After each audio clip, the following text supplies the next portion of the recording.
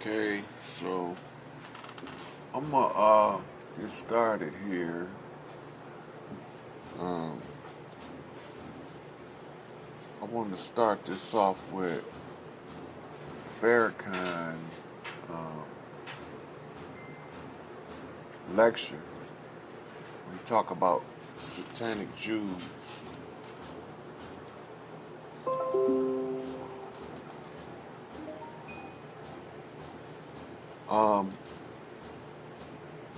So I'm gonna get ready to do some invites.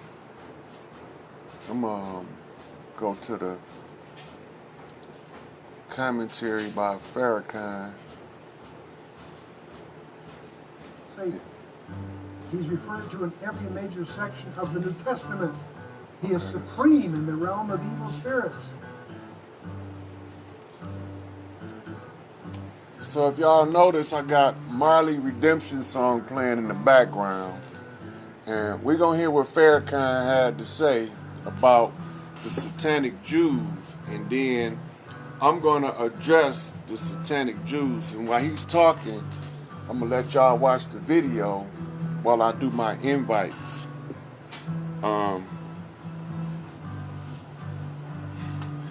Why would you think I'm in a truck? No, Andy, I'm in the dungeon. If I stop smoking, then I'll be one of them holier than thou motherfuckers. So I gotta keep smoking for now. I'm gonna quit eventually, but right now, in order to people to not think I'm some alien motherfucker, I smoke. Alright, so listen to what the minister got to say.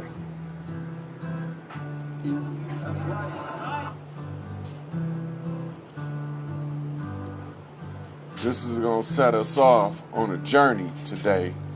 And we're gonna find out. I don't have no army. I just know the truth.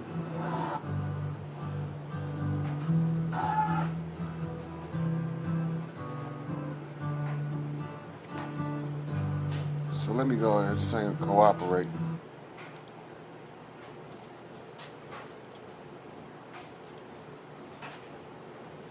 Banning me from a social platform? All right.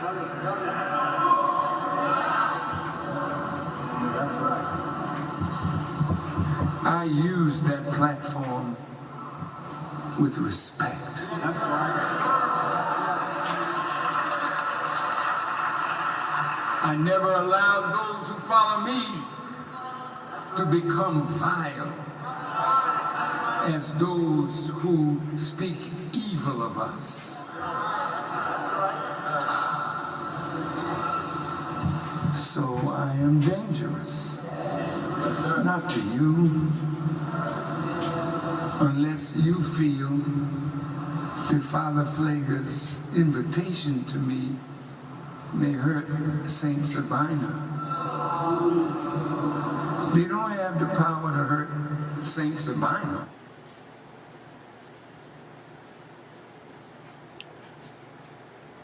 The internet connection runs slow when I start trying to tell y'all some good shit. Hey, I want to show you something. Go ahead and skip this video if you don't like gadgets. But I'm a dad. If you don't give them that power.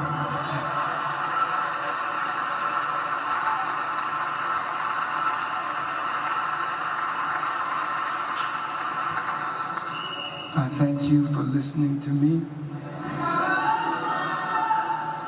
I have not said one word of hate. No, sir. I do not hate Jewish people.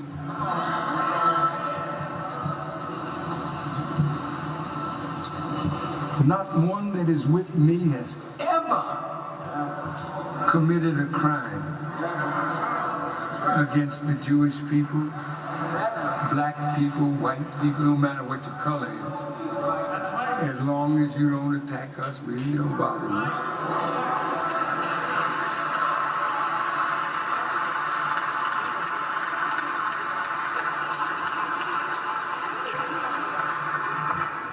So you met me tonight. Social media, you met me tonight.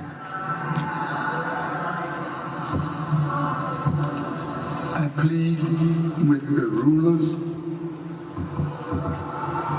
let the truth be taught. I plead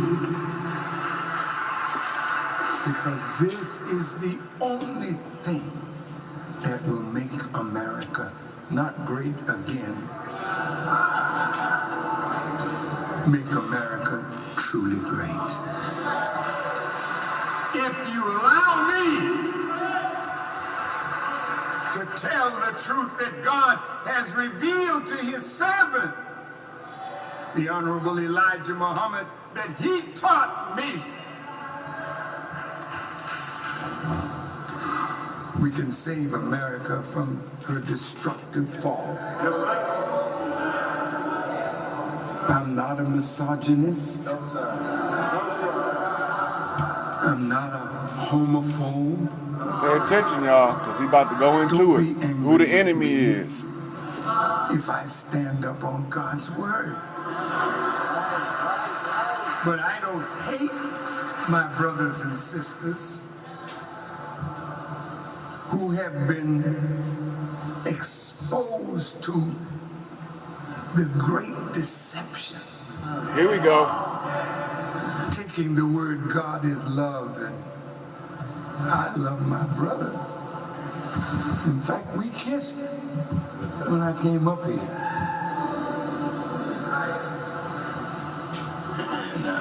And, this is not queer.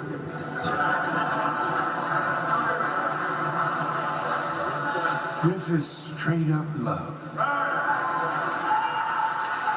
So from tonight, Please, Brother Kareem, go home.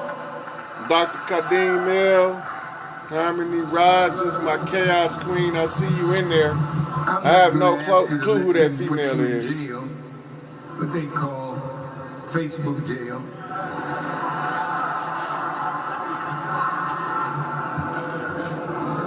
But we have a teaching about the maker of the white race. Here we go. His followers were put in jail. Pay attention. I wonder, is it Facebook jail? And everywhere they looked, there was another one. Till all the jails got filled up. And that's when the president said, I think I better go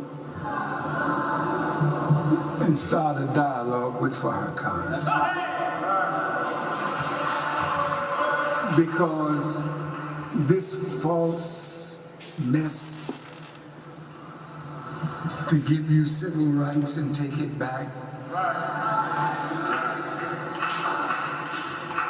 you owe us. And I'm here, by God's permission, to tell all of you what justice looks like. It's not a white woman, a TV show, and a nice car, and a nice home. I got all of that too. But I ain't robbed nobody.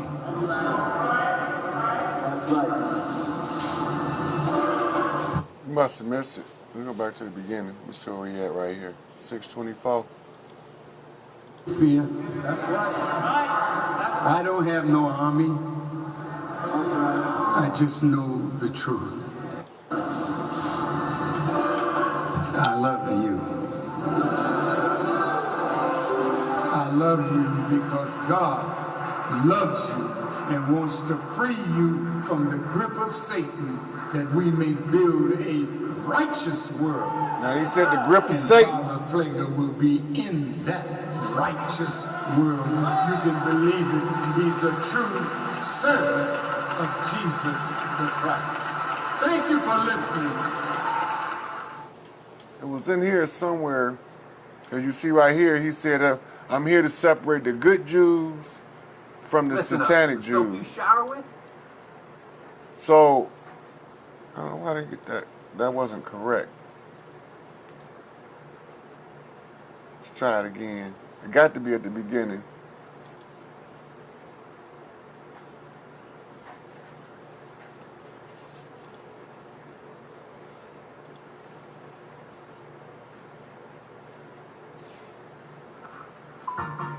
This is I want y'all to hear him say it, so when I go to the next thing, it's this that they fear.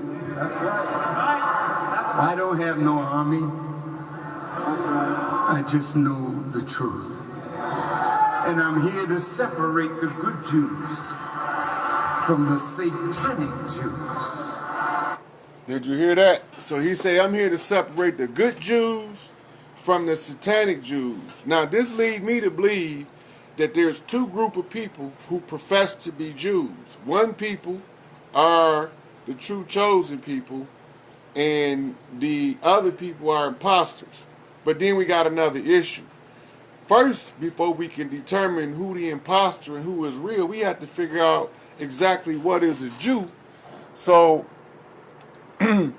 the elders that tell us what time it is, like here, watch this. Quick fact. Who exactly is a Jew? There was no word called Jew in the ancient world. The word Jew did not come out of Africa. It did not come out of Western Asia. It is a European word. There are people of the Hebrew faith all over the world. There are black Hebrews, there are brown Hebrews, there are yellow Hebrews. How is it that a bunch of Europeans called Jews dominate the word Jew to the extent of making you think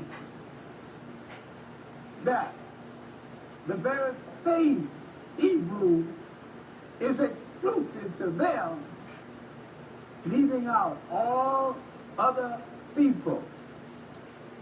Okay, now that's Dr. Clark. He's asking the question, exactly what is a Jew? Who is these people? Where they come from? Right? Now, don't think it's just our people asking the question.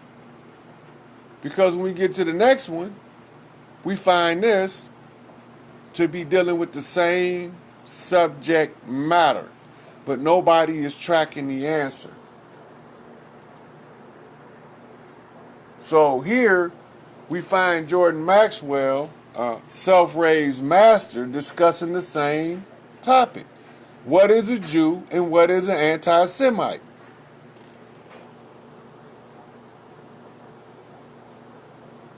And listen to what he got to say.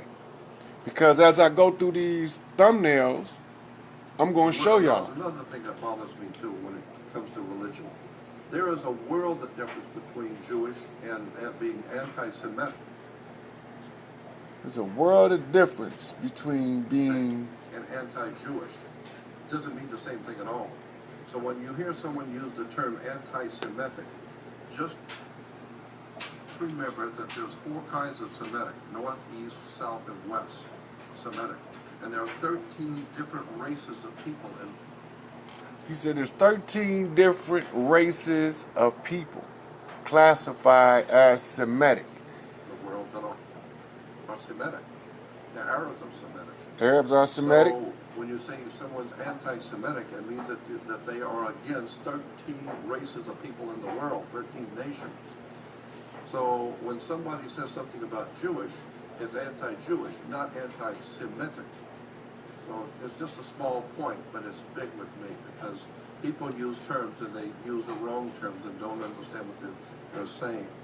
So now he say people use a term and it be the wrong term and they don't understand what they saying. So let's see if we can't figure out exactly what the hell are we saying when we say Jew.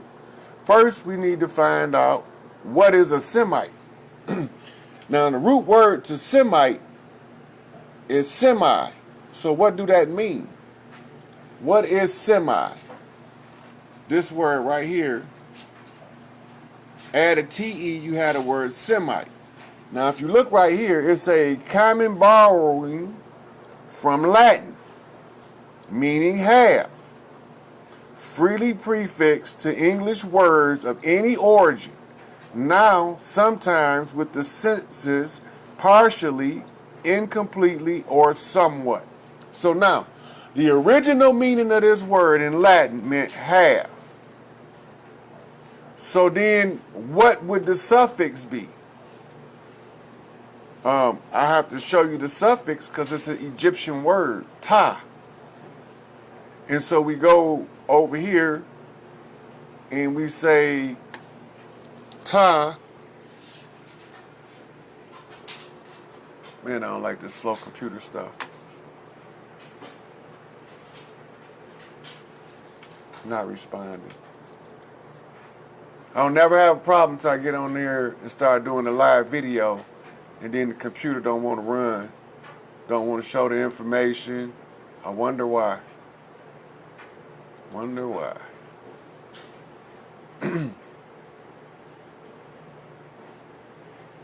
Let's try something and see if it works. This shouldn't be running this slow. This is a brand new computer. There's no way it should be running this slow. Alright, so here, let's go up here. Still ain't working.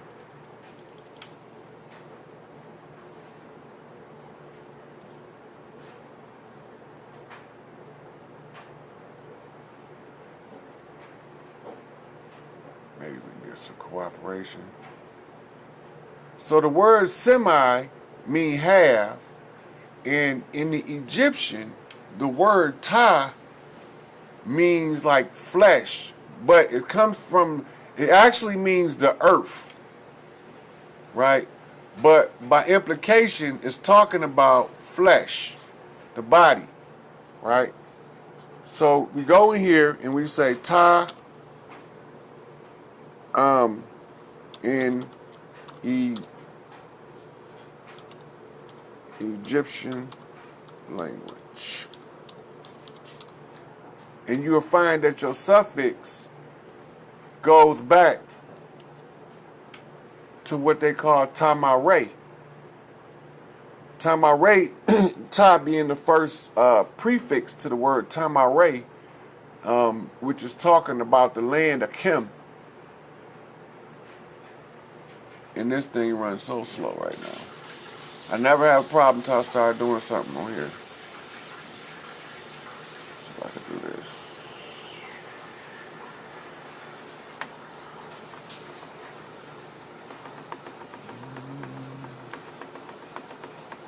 No, it's not working.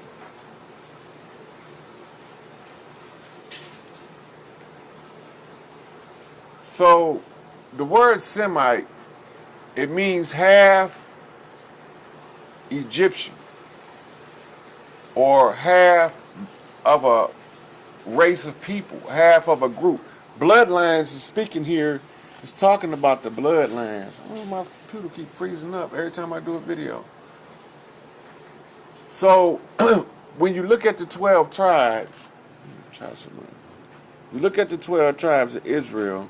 I'm gonna flip this around so y'all can look at me while I'm talking, because this ain't cooperating.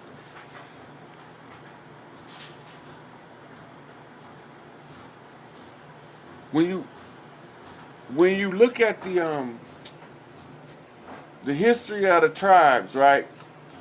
They tell you that the Holy Land is in the Middle East, and that the chosen people are these people that they call Jews or Hebrews, and that these people migrated out of the Middle East into various parts of the world and became scattered in what they call the Great Diaspora of the Israelites. But what they don't tell y'all is that the Great Diaspora did not cease till this day. So there's a constant spreading out of the DNA of those who's supposed to be the chosen people. But what is it all about? If I can ever get my computer to, I can show y'all some information that it'll make sense, and then y'all understand what's going on. Because you can never escape an oppression if you don't know who your oppressor is and how he operates. So, Farrakhan, the good Jews from the satanic Jews. Now I showed y'all the other day how Moors were Zionists, and these Moors were mulattoes. Now when you go back in American history, you find that every single slave revolt on record is what you call a house nigga rebelling against master. There's no record of the field Negroes, the ones that work the field, they call plantation Negroes, rebelling against the system. Yeah. So what takes place when you look everywhere you find dark-skinned, woolly-haired people, you find somebody lurking among them like an old rogue jackal following the pack of lions for the kill. And these people call themselves Jews. So when they call themselves Jews, we don't know what the hell they talking about because we don't know deep into history. So when we go back to, let's see if we can look it up now. Still ain't cooperating. All right, let's just go back to the Jew situation. Okay, so then you go from the word semi, meaning half, and then next, here, you will see you get the word Semite. You see where it say I-T-E? Right? Because you got to have the whole word broke down into syllables. So semi mean half, but Semite mean, it comes from, they say Shem, right? From modern Latin, Semita. Now keep this in mind that this is Latin. See right here? And it comes from the Latin word Semita. Now let's go back for a second. I want to show y'all something else because it's important to know the history of the language so that you can keep track of the deception. When you don't know the history of the language, the deception will get by you. If you look right here in the word half, right? No, it's supposed to be semi.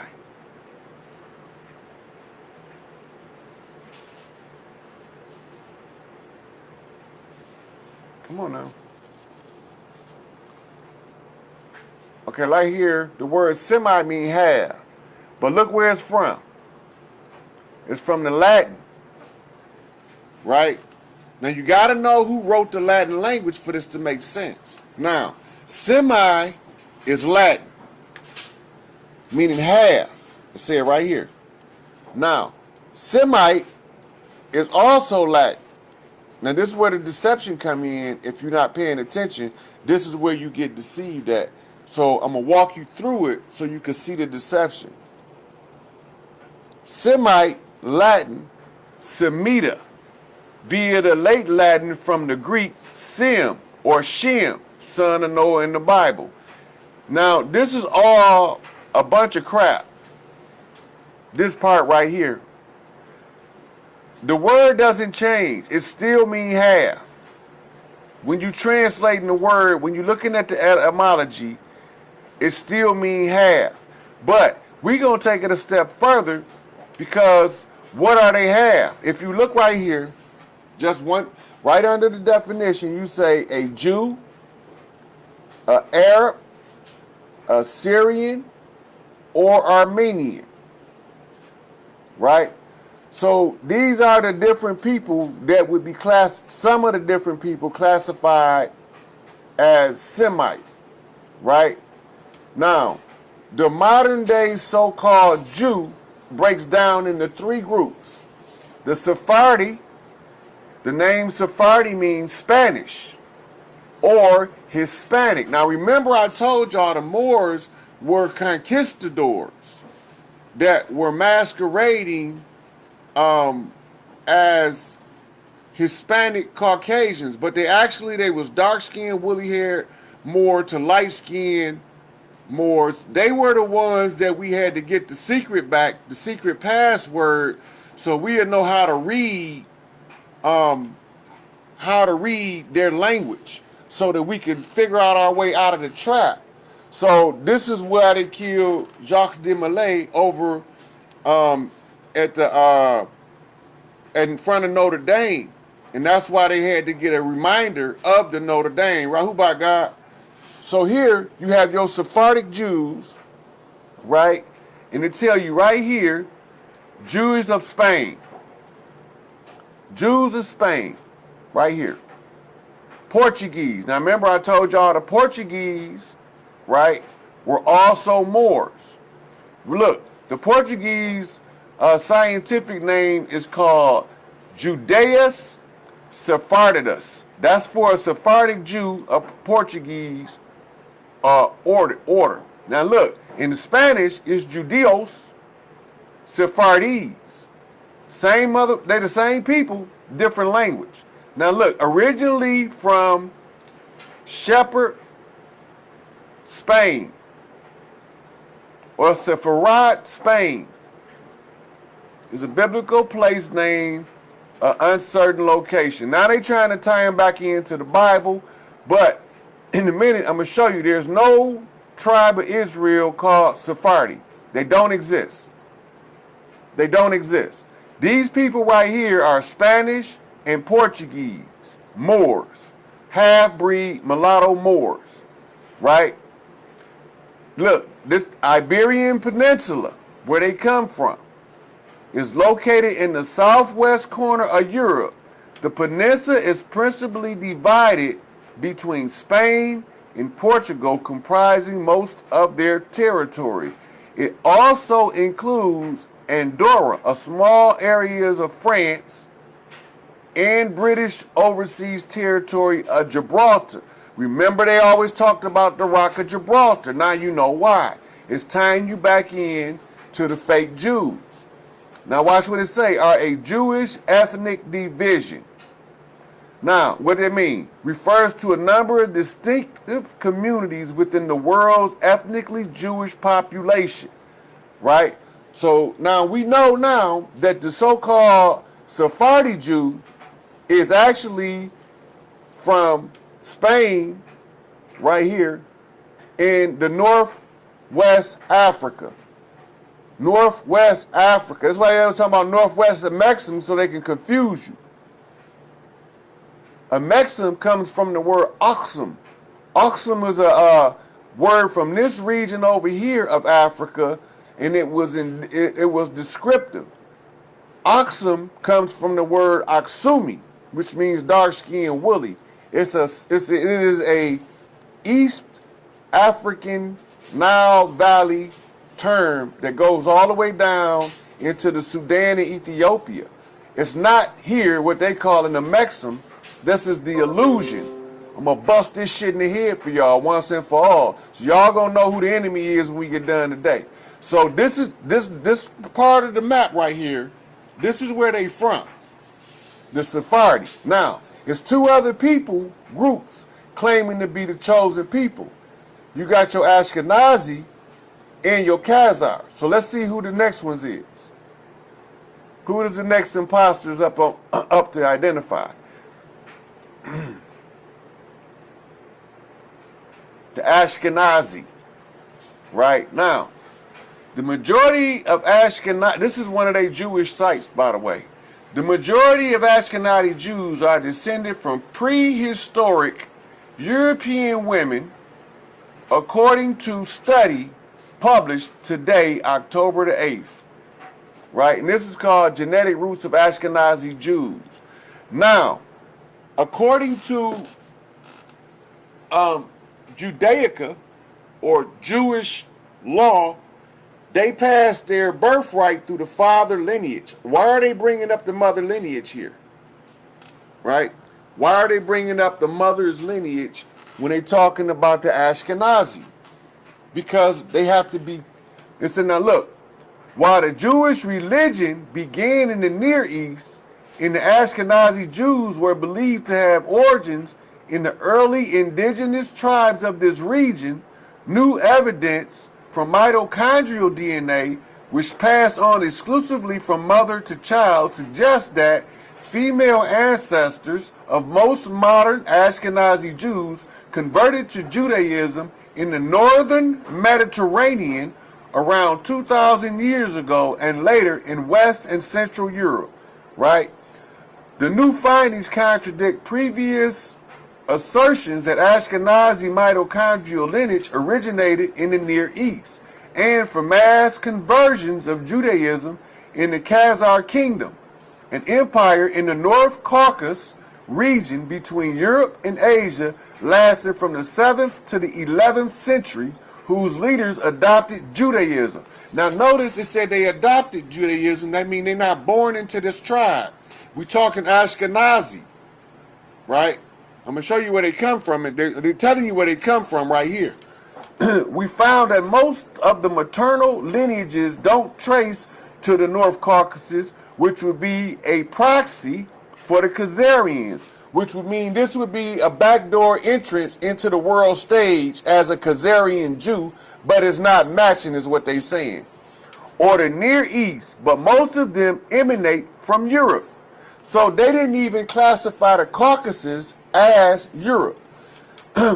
Said co-author Martin Richardson, the archaeogeneticist of the University of Huddersfield in the UK. Now, this is all they science is saying this. I'm just pointing it out to y'all. Look, the Ashkenazi Jews make up the majority of the Jews today and most recently have ancestry in Central or Eastern Europe. Previous work has demonstrated that just for 4 mitochondrial types passed down from 4 mothers account for 40% of variation in Ashkenazi Jews' mitochondrial DNA, and some researchers have published evidence of Near Eastern origins for the Ashkenazi mitochondrial types.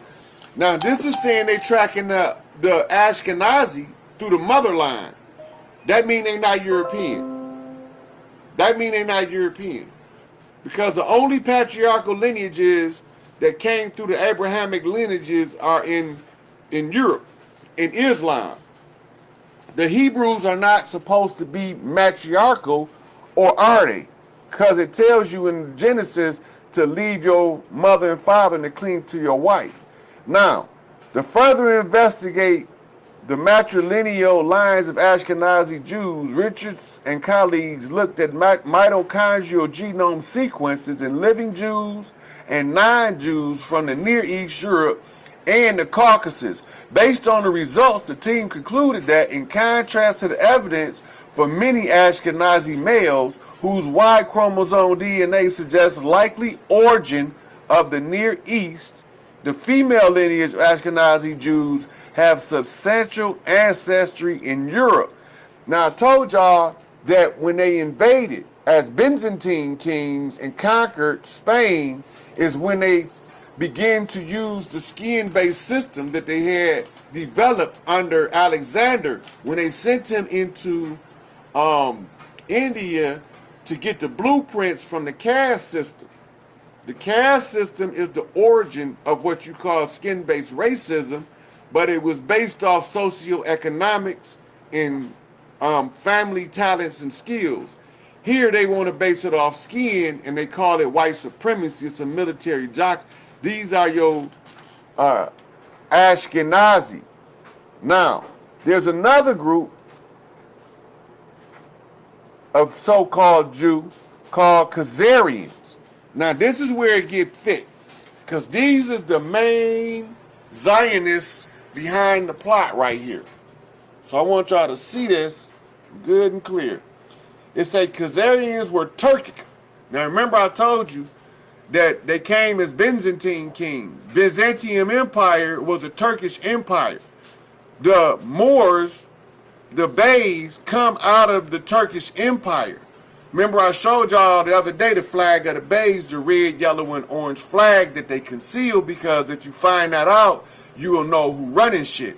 Now, origin, the Khazarians were a Turkic people who originated in Central Asia.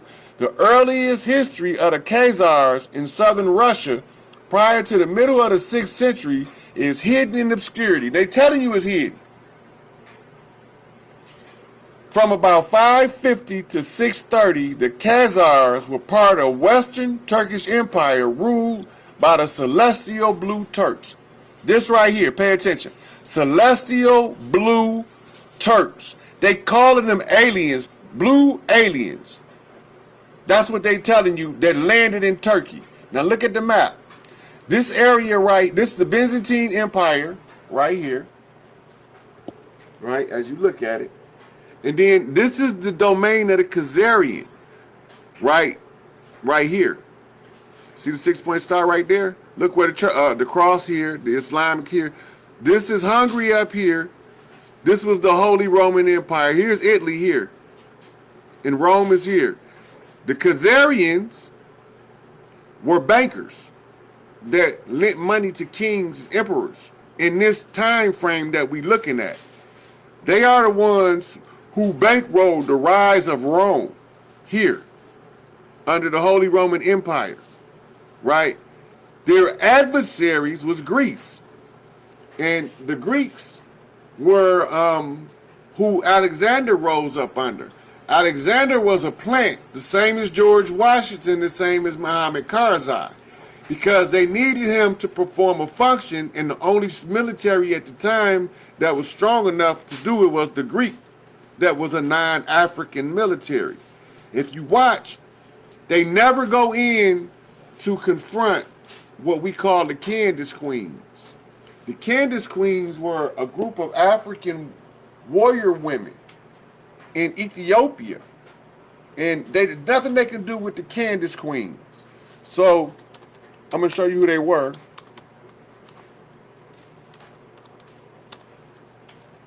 You look up the Candace Queens. I'm not going to go into reading on them. I'm just going to show y'all some of the images of what they looked at like.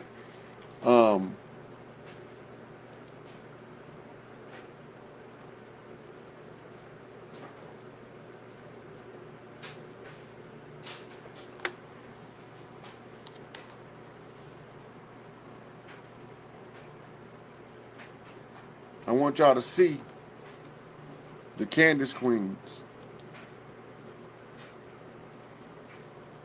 You see?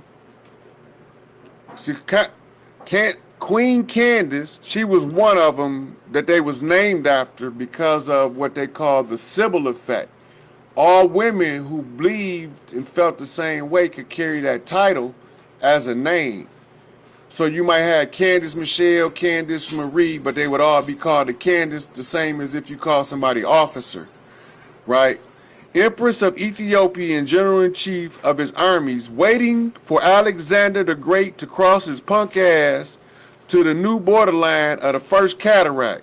Alexander, having conquered Egypt easily, decided against the invasion of the ancient center of black power and halted his army at the First Cataract. Look at the year. Master number 33.2. Look. Ta Seti. This is the same word when I told you that Ta mean earth. This mean the land of Set. That's what that means. Ta Seti mean the land of Set. Now check this out.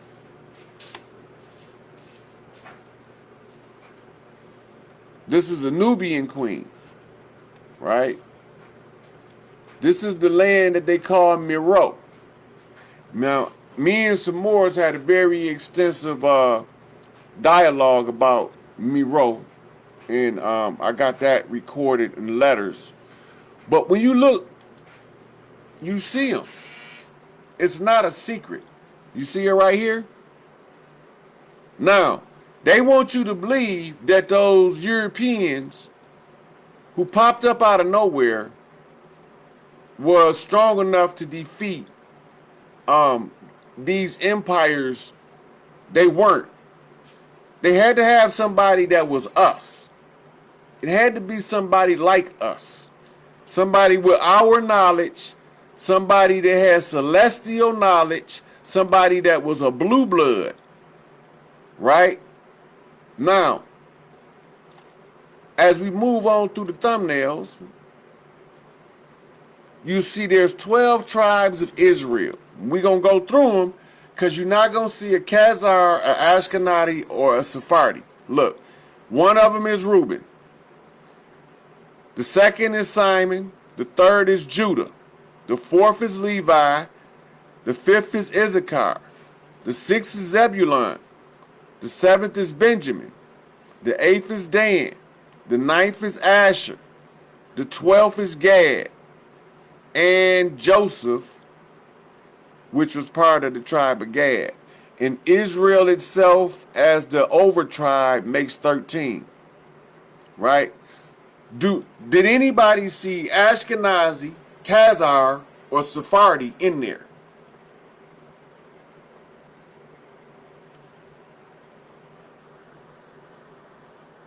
Let me go up here and see what's going on in my inbox.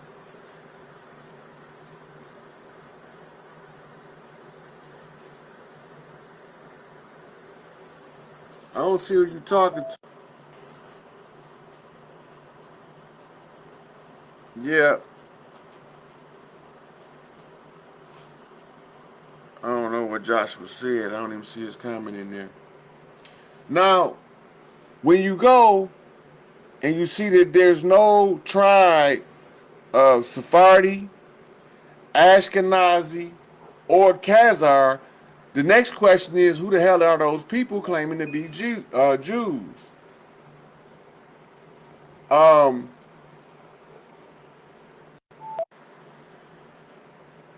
So none of them exist.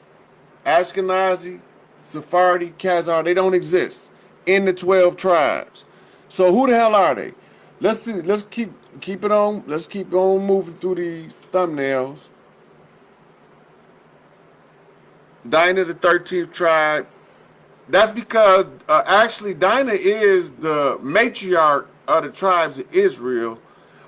She's actually Diana, which is actually Inanna, which is actually Isis, which goes back to the name Abraham, meaning the heart of Ra, and the only one called the heart of Ra in the Book of the Dead or anywhere else was what we call the Queen of Heaven and Earth, Isis.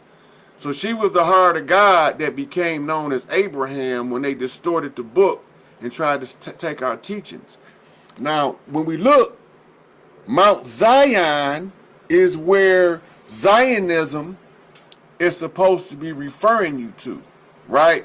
Now, this says that Mount Zion is a Hebrew term, is a hill in Jerusalem located just outside the walls of the old city. The term Mount Zion has been used in the Hebrew Bible first for the city of David and later for the Temple Mount, but its meaning has shifted. They just told you, they just changed the meaning. And it is now used for the name of ancient Jerusalem Western Hill.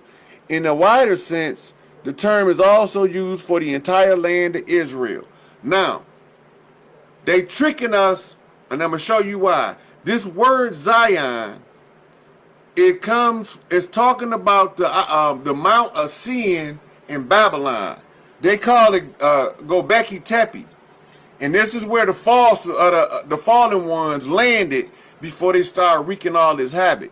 So we go from Mount Zion and we look a little deeper and we find Mount Sinai, because the Z and the S is the same. It's the same place. But they say Mount Sinai, right? Now remember, the last one they told you they moved it. They changed it. Now watch this. Also known as Mount Moses, is a mountain in the Sinai Peninsula of Egypt. Now this one is in Egypt, but it's the same thing. That is a possible location of possible, speculative, meaning misdirection, location of the biblical Mount Sinai, right? Which is considered a holy site by the Abrahamic religions. Sinai is mentioned many times in the book of Exodus and other books of the Bible and the Quran. According to Jewish, Christian, Islamic tradition, the biblical Mount Sinai was a place where Moses received the 10 Commandments. Now, they're still giving you misdirection because, look, a possible location, that's speculative, which means this is not the truth, right?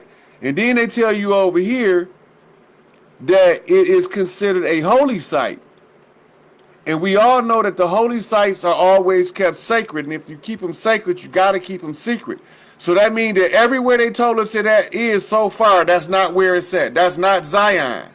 But I'm going to show you where it's at before it's over. You understand it a little better. Okay, it says, okay, now this word is two words, sin, S-I-N, and A-I.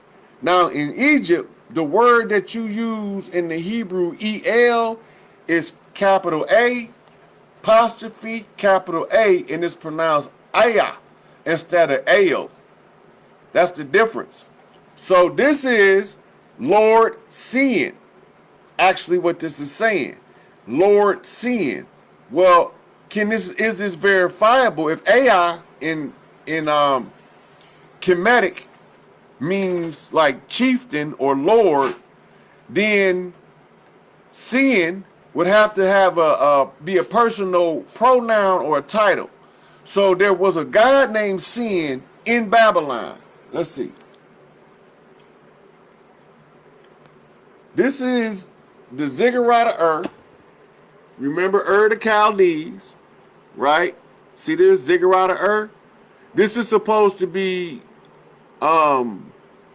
is a Neo or New Sumerian ziggurat in what was the city of Ur near Nicaea in present-day Dehechar province, Iraq. The structure was built during the early Bronze Age but had crumbled to ruins by the 6th century BCE of the New Babylonian period when it was restored by the king. Now look, they're just telling you it was destroyed by the 6th century. So when the 6th century came around, this didn't exist. Now remember the Tower of Babel. It was a ziggurat and it was destroyed.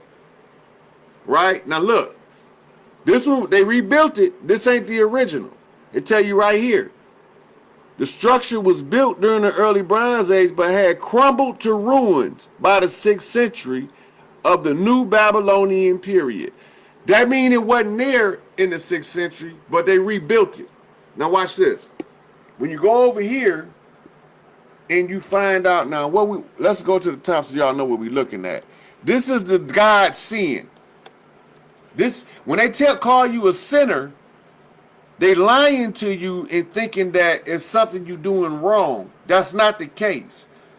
The God seeing has a particular set of practices that makes you a sinner by following his method. But we got to find out who he is. Now, we already did discover that the Khazars talk about Mount Zion. Mount Zion is Mount Sion, and Mount Sion is the Sinai, and the Sinai is the Sin Ai, or Lord Sin, which is an Egyptian Lord Set, or Set in. E-N mean Lord. So it means Lord Set. Now we're talking about Satan the devil. Who in the hell is he? Now we get into this and we understand that the word sin or suin, now all Nuwabians gonna automatically know what's going on now. Because your Pops talk about this pretty heavy in the Nuwabian literature. When he talk about the tablets of Zuin or Inzu. Look, I'm not making this shit up. It's all here. I'm using common reference sites so y'all can look it up. I know it off the head from studying, but I got to show it to y'all because I don't got no alphabets, and y'all think that mean they know something and they actually the enemy. Now, Nana, notice the word Nana, what y'all call Big Mama. Nana is a Sumerian deity, the son of Enlil and Ninlil, and became identified with the Semitic sin. Right? I'm not making this shit up. You can look it up. Now, let's go down here to the seat of worship.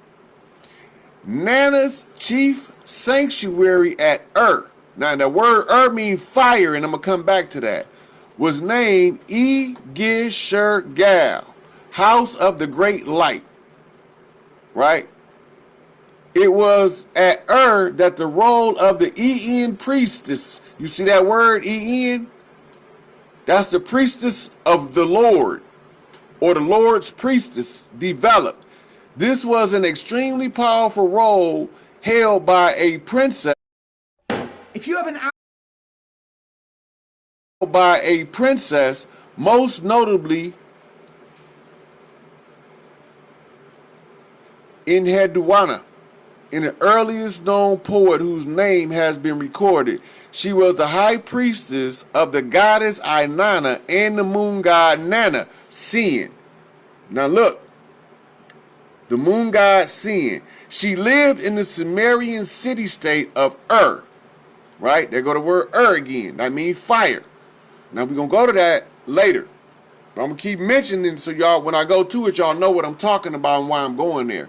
Now, daughter of King Sargon. Sargon was the first king. Sargon the Great was supposed to be the first Sumerian king and was the primary cult role associated with the cult of Nana Sin. Right?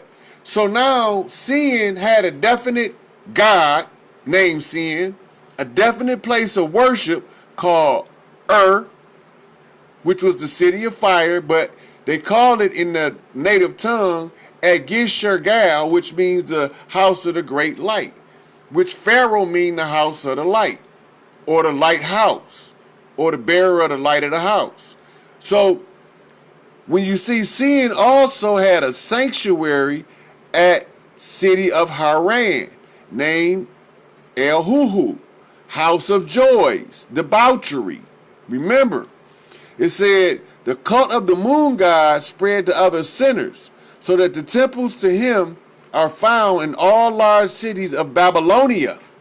Now remember, I told y'all we're gonna go right back to Babylon with this shit, and Assyria.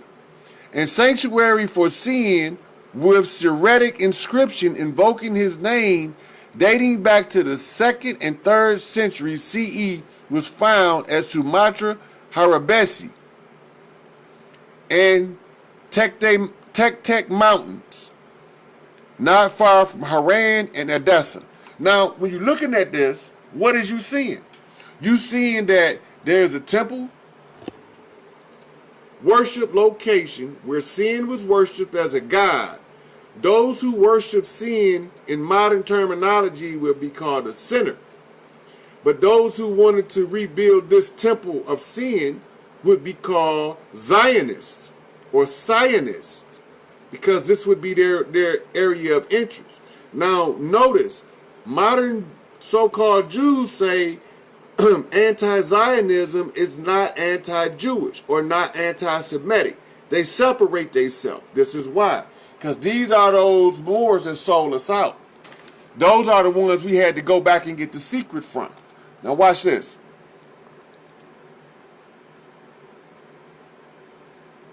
Now, this is the cult of the female Illuminati that I'm pulling up now. If I didn't accidentally delete it, I did.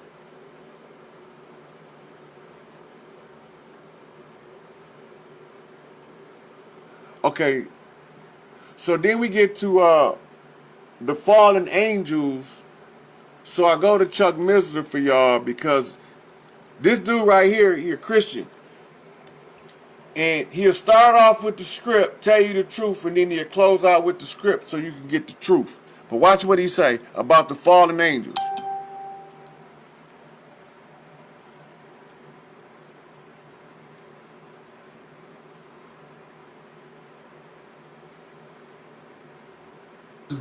Is the first link in the chain of prophecies about Jesus Christ, and that's where he gets the title, the seed of the woman.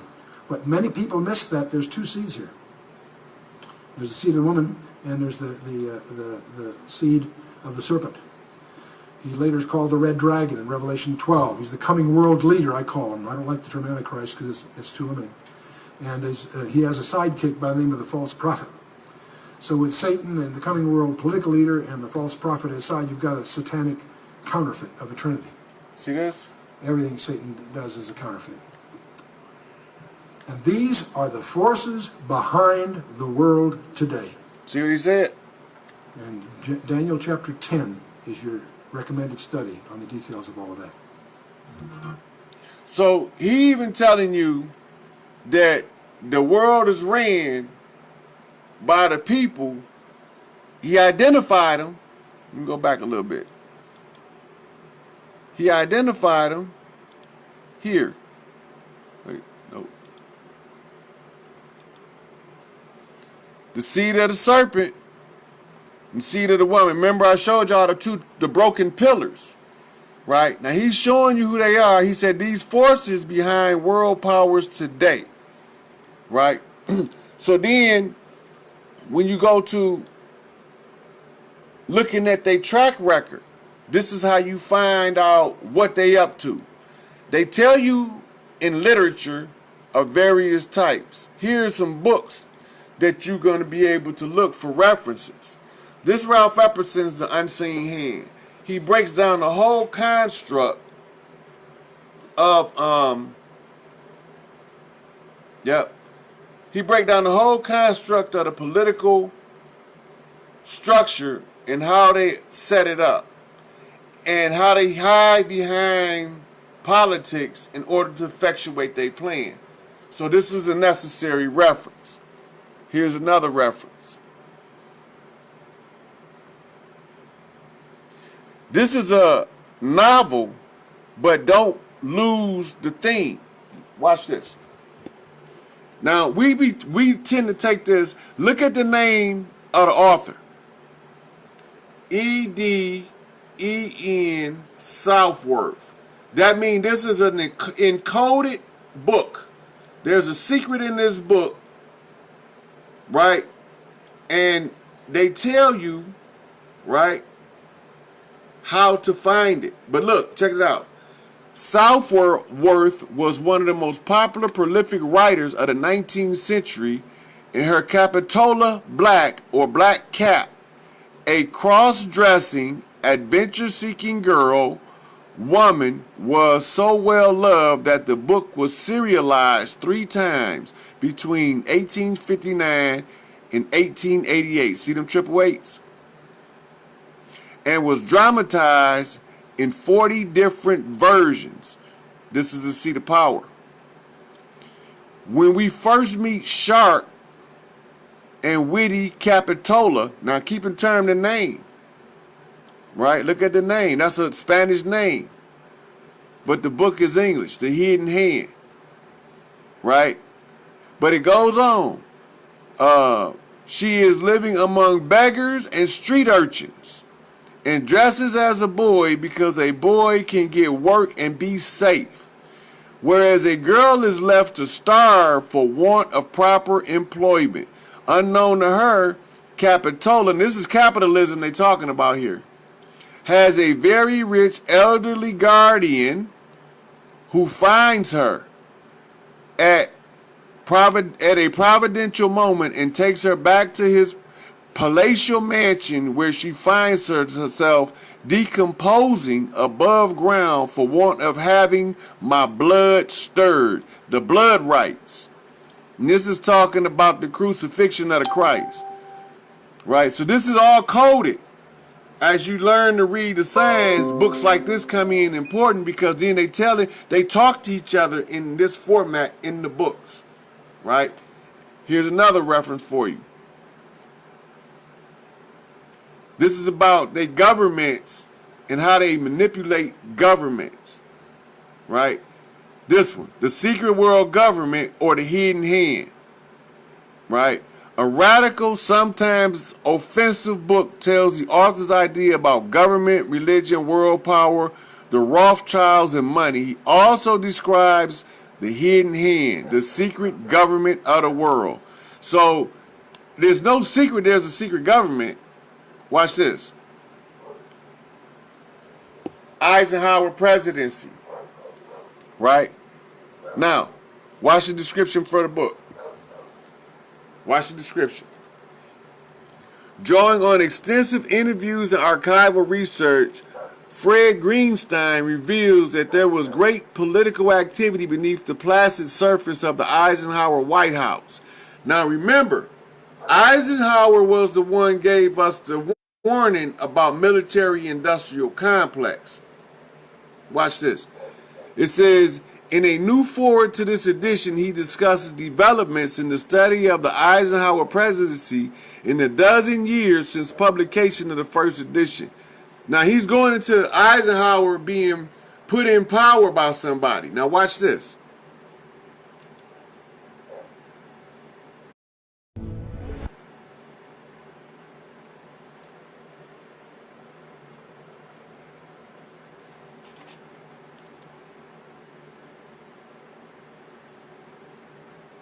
When Eisenhower was leaving, this was his warning.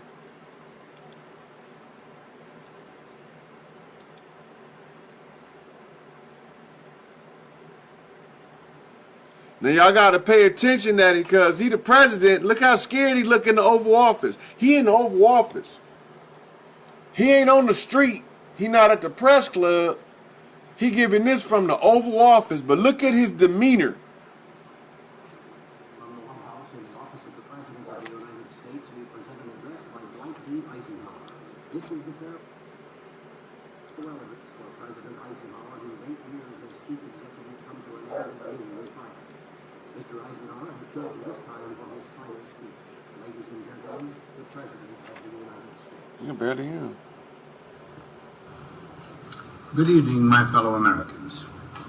First, I should like to express my gratitude to the radio and television networks for the opportunities they have given me over the years to bring reports and messages to our nation. My special thanks go to them for the opportunity of addressing you this evening.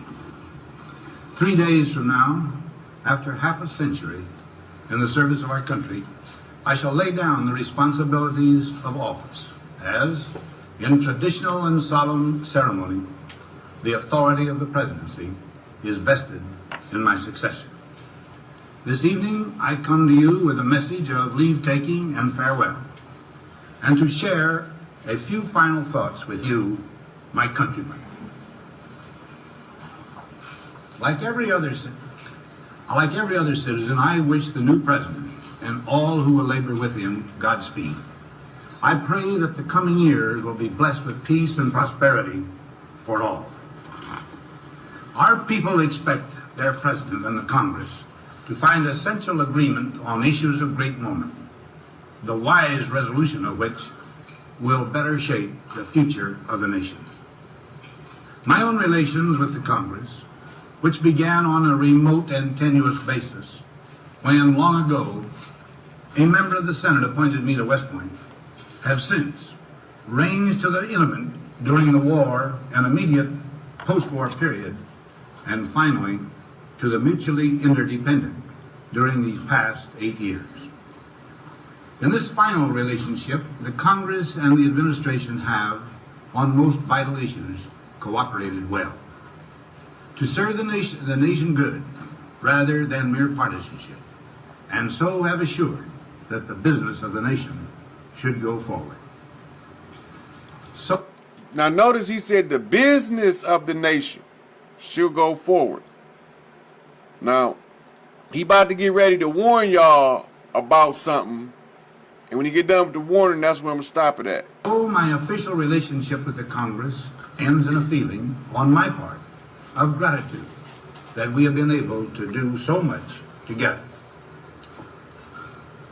We now stand 10 years past the midpoint of a century that has witnessed 4 major wars among great nations. 3 of these involved our own country. Despite these holocausts, America is today the strongest, the most influential, and most productive nation in the world.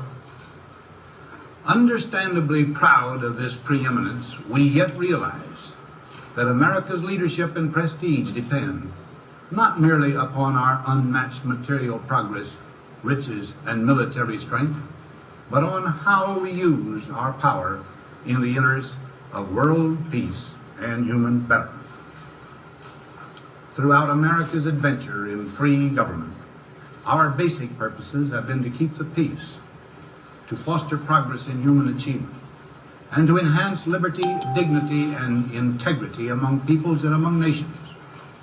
To strive for less would be unworthy of a free and religious people. Any failure traceable to arrogance, or our lack of comprehension or readiness to sacrifice would inflict upon us grievous hurt, both at home and abroad. Progress toward these noble goals is persistently threatened by the conflict now engulfing the world.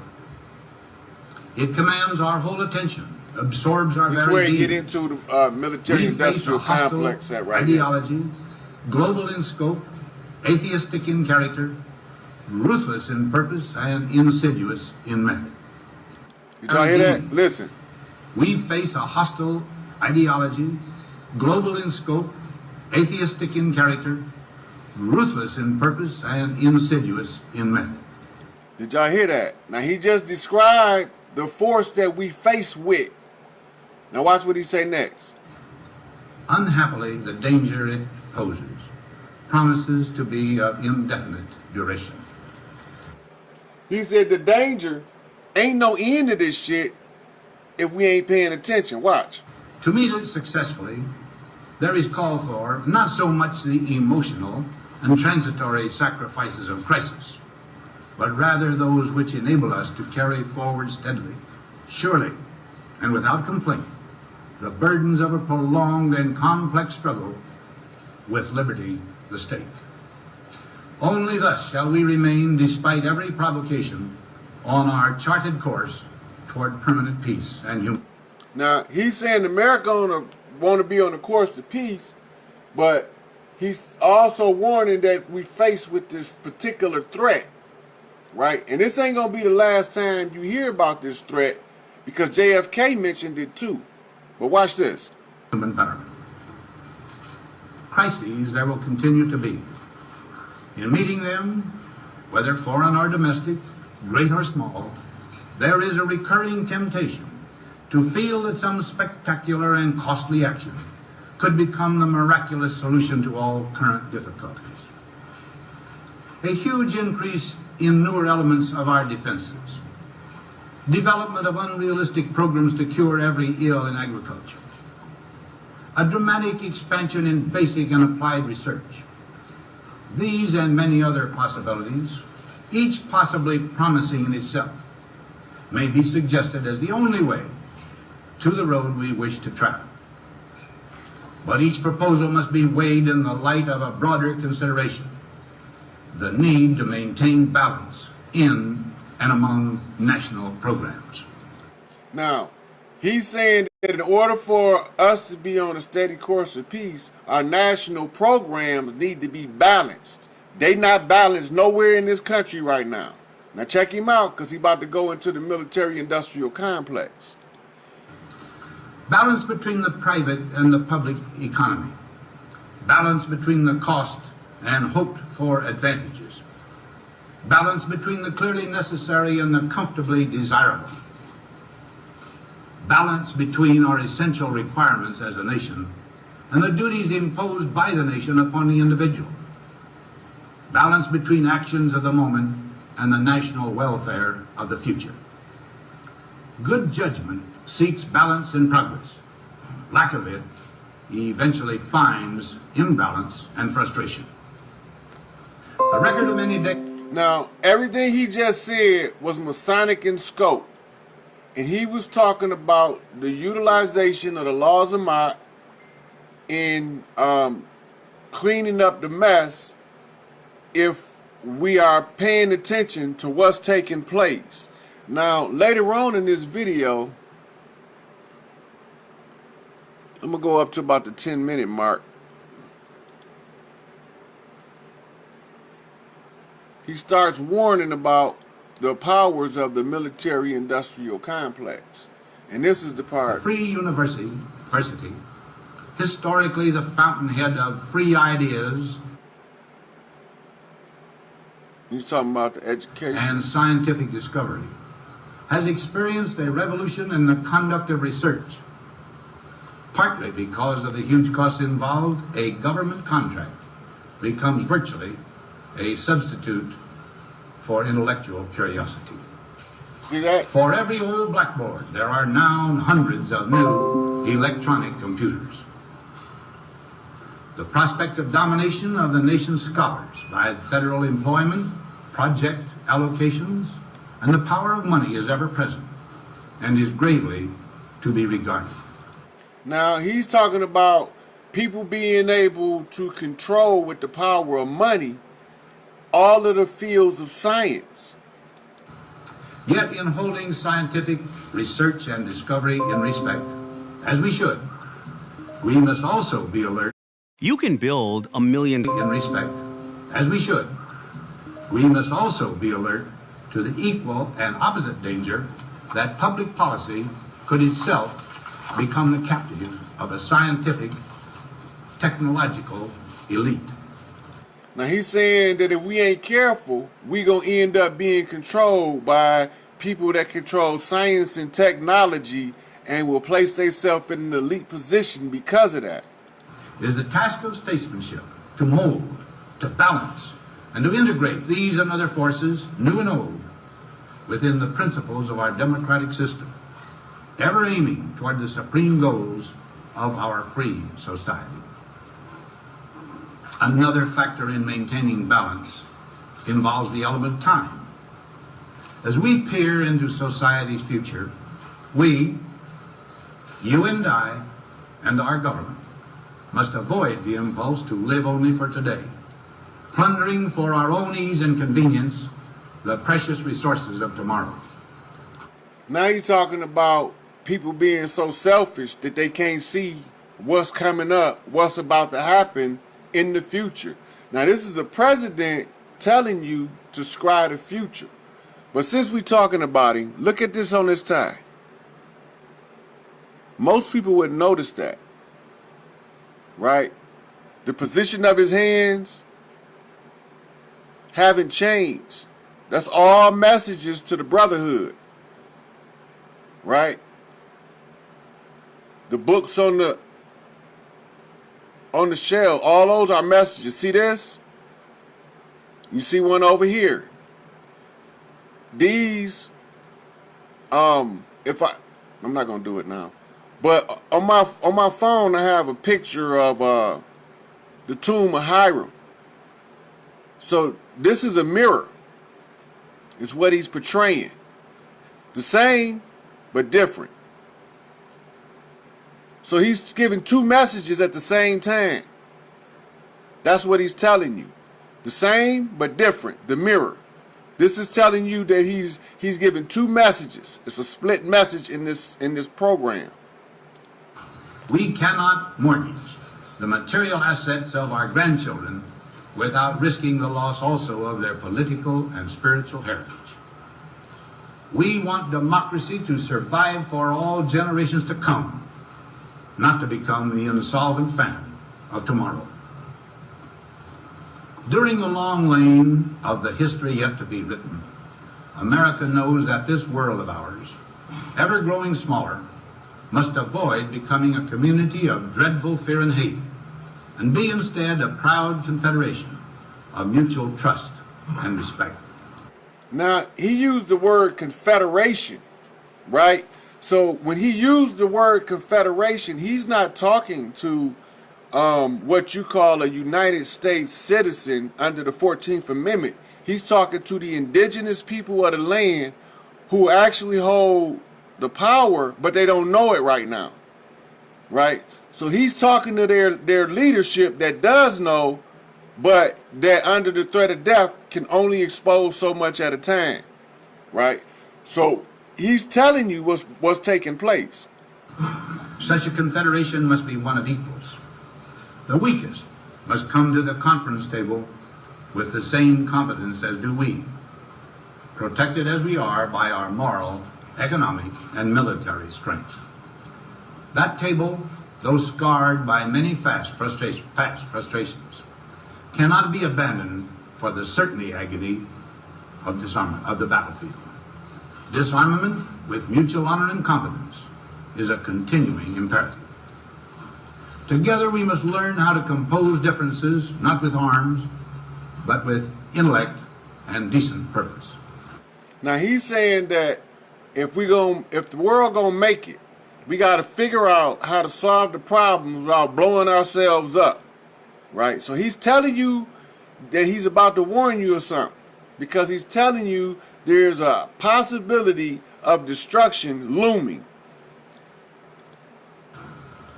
Because this need is so sharp and apparent, I confess that I laid down my official responsibilities in this field with a definite sense of...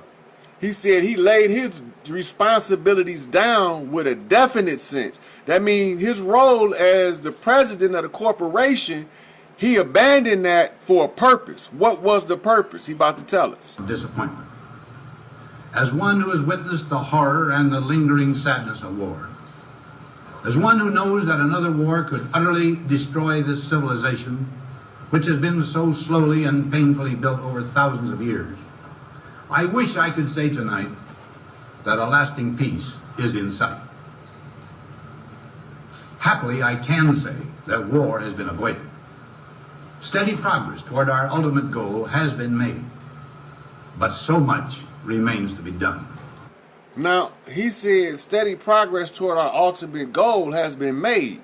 But what ultimate goal is he talking about? Now, this Eisenhower, and remember, as above, so below, he's telling you, mirror effect, he's talking to two people at the same time using double speak, political double speak.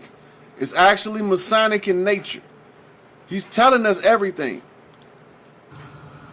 As a private citizen, I shall never cease to do what little I can to help the world advance along that road. So in this, my last good night to you as your president, I thank you for the many opportunities you have given me for public service in war and in peace. I trust in that service, you find some things worthy. As for the rest of it, I know you will find ways to improve performance in the future. You and I, my fellow citizens, need to be strong in our faith that all nations under God will reach the goal of peace with justice. May we be ever unswerving in devotion to principle, confident but humble with power, diligent in pursuit of the nation's great goals. To all the peoples of the world, I once more give expression to America's prayerful and continuing aspiration. We pray that peoples of all faiths, all races, all nations may have their great human needs satisfied, that those now denied opportunity shall come to enjoy it to the full. Now, he's talking about civil rights or the balancing of the rights of the people so that there's no big I's and little U's. That message is for the indigenous elders who is working to overcome the oppression. But at the same time, he's going to come at the end with a warning. That all who yearn for freedom may experience its spiritual blessings. Those who have freedom will understand also its heavy responsibility. That all who are insensitive to the needs of others will learn charity, and that the sources, scourges of poverty, disease, and ignorance will be made disappear from the earth. And that in the goodness of time, all peoples will come to live together in a peace guaranteed by the binding force of mutual respect and love. Now, on Friday noon, I am to become a private citizen. I am proud to do so. I look forward to it. Thank you, and good night. I missed the part that he said military-industrial. We have presented a farewell address by the President of the United States, Dwight D. Eisenhower, who spoke this evening from his office in the White House.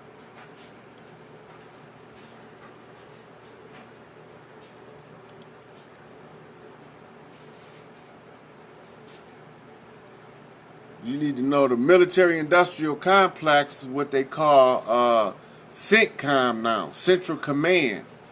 And it's the fighting men of World War II or Korea. There was one person in Dwight Eisenhower's life whom he really confided almost everything to. You with a message of leave-taking and farewell. This speech did not get very much attention.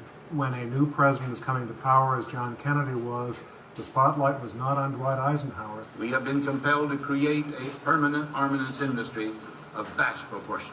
There was a feeling at the time that this must have been written by some speechwriter who just sneaked into the speech. In the councils of government, we must guard against the acquisition of unwarranted influence, whether sought or unsought, by the military-industrial complex. Is you hearing? The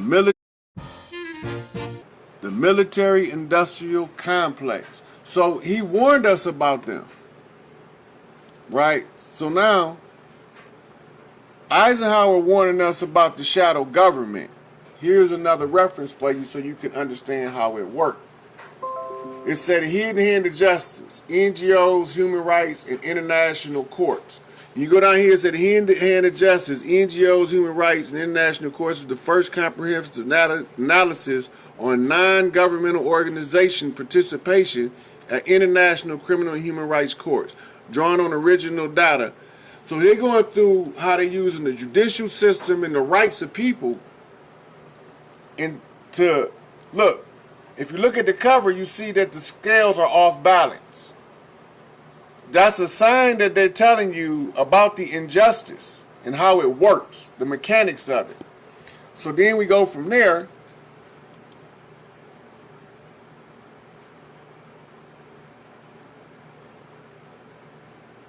All of the information is out there, you know. So from where we at now, I done went over showing y'all that there's 3 people professing to be Jews: Sephardi, Ashkenazi, Khazar. We don't know what the hell a Jew is. We know that a Semite is a half-breed, but we still don't know exactly what a Jew is. Now, when I told y'all JFK warned us the same thing, this is his speech. Invitation to be here tonight. You bear heavy responsibilities. This is called, it's 1961 National Press Club Address. The article I read some time ago reminded me of how particularly heavily the burdens of present-day events bear upon your profession.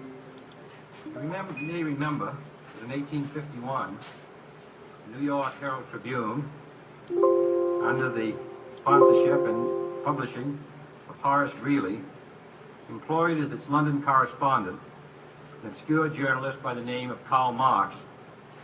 We are told that foreign correspondent Marx, stone broke, and with a family ill and undernourished, constantly appealed to Greeley and managing editor Charles Dana for an increase in his munificent salary of $5 per installment, a salary which he and Ingalls ungratefully labeled as the lousiest petty bourgeois cheating. But when all his financial appeals were refused, Marx looked around for other means of livelihood and fame, eventually terminating his relationship with the Tribune and devoting his talents full-time to the cause that would bequeath to the world seeds of Leninism, Stalinism, revolution, and the Cold War. If only this... Now I had to stop right there because he's talking about Karl Marx. Now Karl Marx was a Khazarian, and a lot of people don't know that. And Karl Marx got credit for writing the Communist Manifesto with Engels. And they were supposed to be the ones who wrote the seeds of revolution in Russia to bring down the Tsar Nicholas. So this is why he's talking about Karl Marx, because he's making an insinuation or a reference to the Khazarians just behind the scenes. So this speech that he's giving is going to be touching on what the Khazarians are doing. Capitalistic New York newspaper had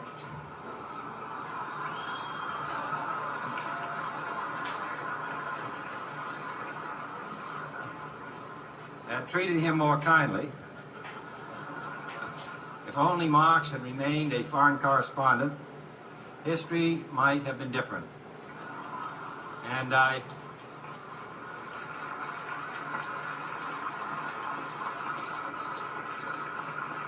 hope all publishers will bear this lesson in mind the next time they receive a poverty-stricken appeal from a small increase in the expense account from an obscure newspaper man. Okay, now he about to get into the meat, because now he done laid the foundation to let the elites know who is behind the drama that he's about to talk about. So everybody now know behind the scenes they have some Khazarians trying to influence the White House. Now listen to what he say. I have selected as the title of my remarks tonight, "The President and the Press." Some may suggest that this would be more naturally worded, "The President versus the Press," but those are not my sentiments tonight. It is true, however, that when a well-known diplomat from another country demanded recently that our State Department repudiate certain newspaper attacks on his colleagues, it was unnecessary for us to reply that this administration was not responsible for the press, for the press had already made it clear that it was not responsible for this administration. So now they trying to make the office of the president influence what is put in our newspapers, and JFK is telling them, I'm not finna be getting off into that. That's freedom of the press, constitutionally protected right. Y'all can go on somewhere with the shenanigans. So he letting the press know that he ain't finna be getting off into that. They did a movie telling you how the government was trying to infiltrate the press. I think it was called To Catch a Mockingbird or The Maltese Falcon. It was one of those.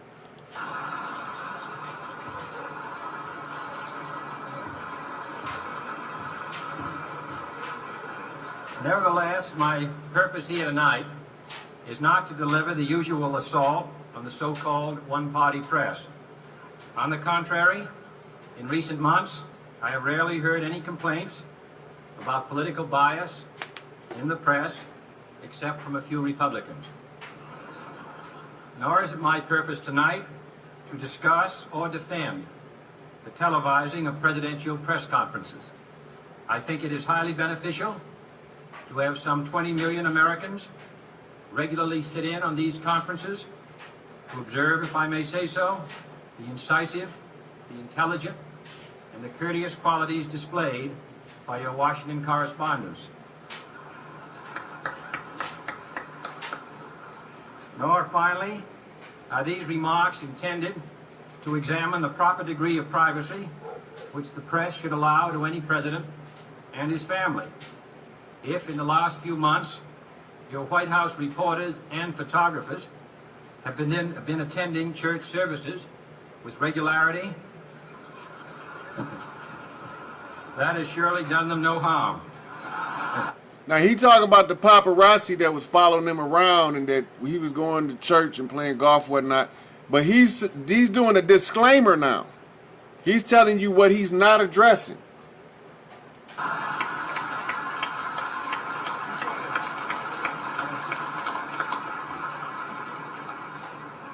On the other hand, I realize that your staff and wire service photographers may be complaining that they do not enjoy the same green privileges, the local golf courses, which they once did.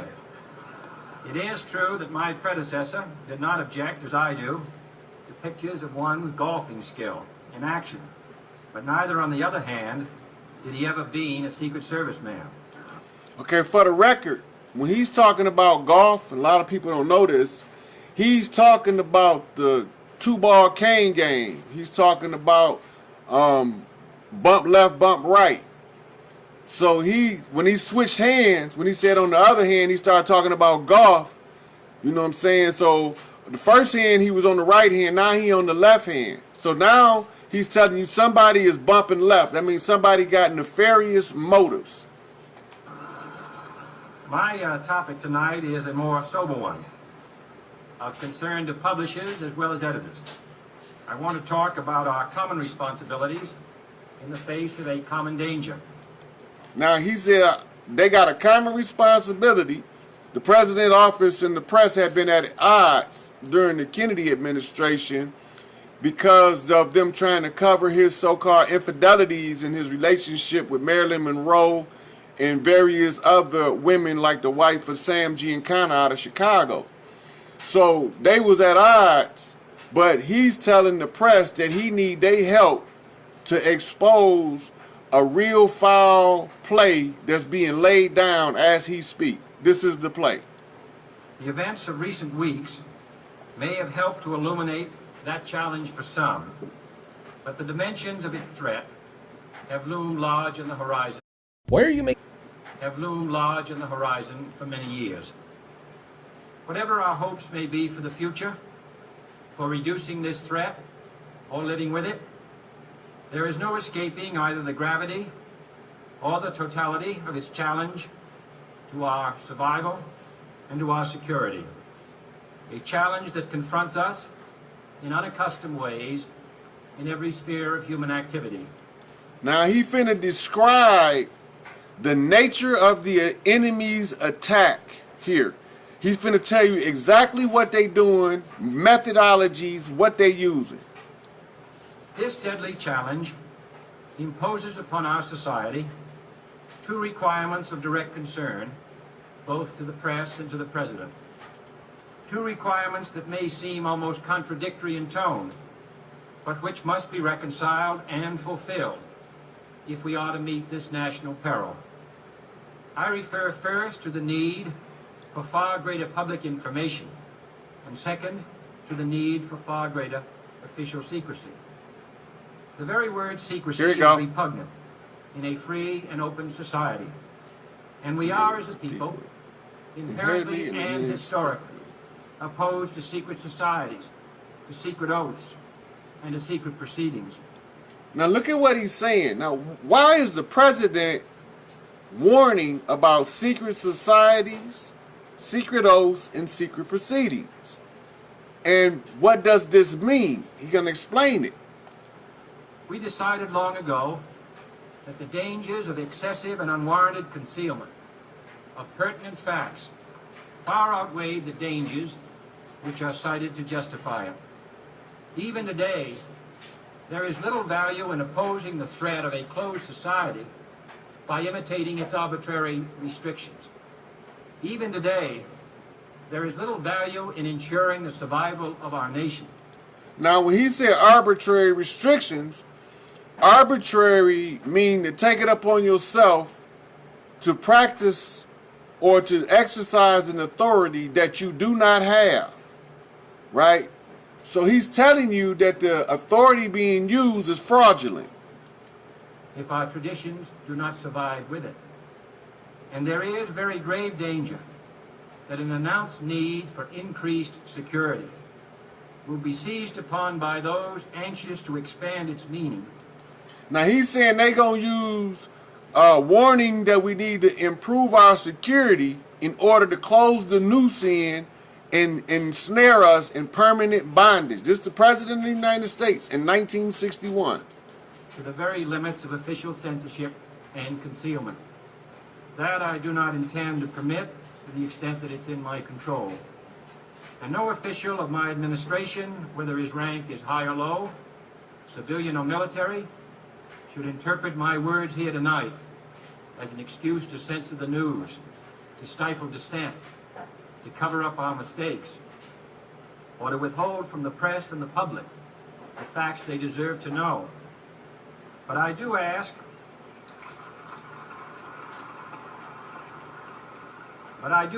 every publisher, every editor, and every newsman in the nation to re-examine his own standards and to recognize the nature of our country's peril.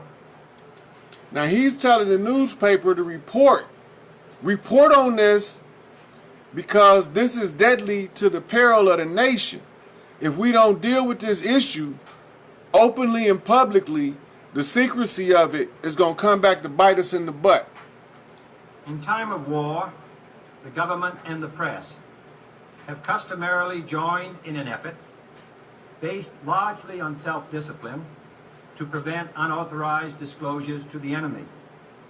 In times of clear and present danger, the courts have held that even the privileged rights of the First Amendment must yield to the public's need for national security. Today, no war has been declared, And however fierce the struggle may be, it may never be declared in the traditional fashion. Now he's saying that no war been declared, and no matter what happened, it might not be declared in the traditional fashion. Now you got to go back to Behold the Pale Horse by William Cooper, where he talks about silent weapons for quiet war, right? Our way of life is under attack. Those who make themselves our enemy are advancing around the globe. The survival of our friends is in danger, and yet no war has been declared. No borders have been crossed by marching troops. No missiles have been fired. If the press is awaiting a declaration of war, before it imposes the self-discipline of combat conditions, then I can only say that no war ever posed a greater threat to our security. If you are awaiting a finding of clear and present danger, then I can only say that the danger has never been more clear, and its presence has never been more imminent. It requires a change in outlook, a change in tactics, a change in missions by the government, by the people, by every businessman or labor leader, and by every newspaper. For we are opposed around the world, pay attention, by a monolithic and ruthless conspiracy that relies primarily on covert means. All right, he said monolithic means giant, means it is so enormous and it's one big thing, right? And he said his primary method is covert means. That means that they sit back and watch and wait for an opportunity to seize what they want. Yep. For expanding its sphere of influence, on infiltration instead of invasion. They infiltrate. On subversion instead of elections. They undermine. On intimidation instead of free choice. They intimidate. On guerrillas by night instead of armies by day. It is a system which has conscripted vast human and material resources. Now watch all of the areas that the conspiracy that he speak of involves. He gonna name them all. Into the building of a tightly knit, highly efficient machine that combines military, diplomatic, intelligence, economic, scientific, and political operations. That's almost everything, but he named 5 things, right? So all of that is what is we faced with. Its preparations are concealed, not published. It's a secret. Mistakes are buried, not headlined. Cover up their dirt. Dissenters are silenced, not praised. It conducts the Cold War in short. With a wartime discipline, no democracy would ever hope or wish to match. Now they saying they use a type of warfare that no democracy could even begin to match. Whatever they doing some real foul shit. So these are all the same people. So then I give you another reference book. This is a brief history of the CIA, the hidden hand. Right? And it say right here, the hidden hand is a succinct, accessible, and up-to-date survey of the Central Intelligence Agency history from its inception in 1947 to the present. And it goes into telling you more about it. But this book right here is a necessary research tool to understand how the enemy is working. Right?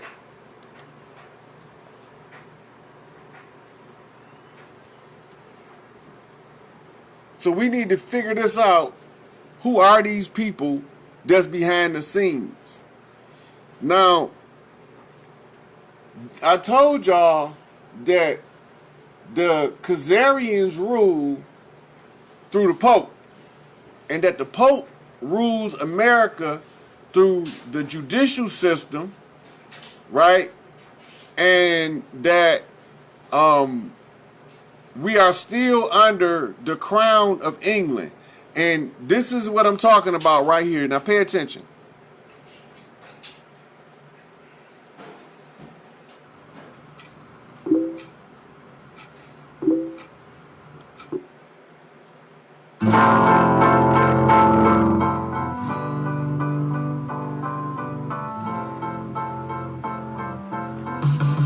Queen offers to restore British rule over United States.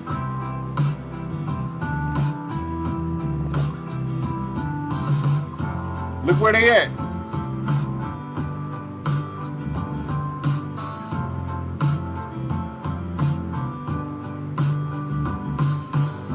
In an unexpected televised address on Saturday, Queen Elizabeth II offered to restore British rule over the United States of America.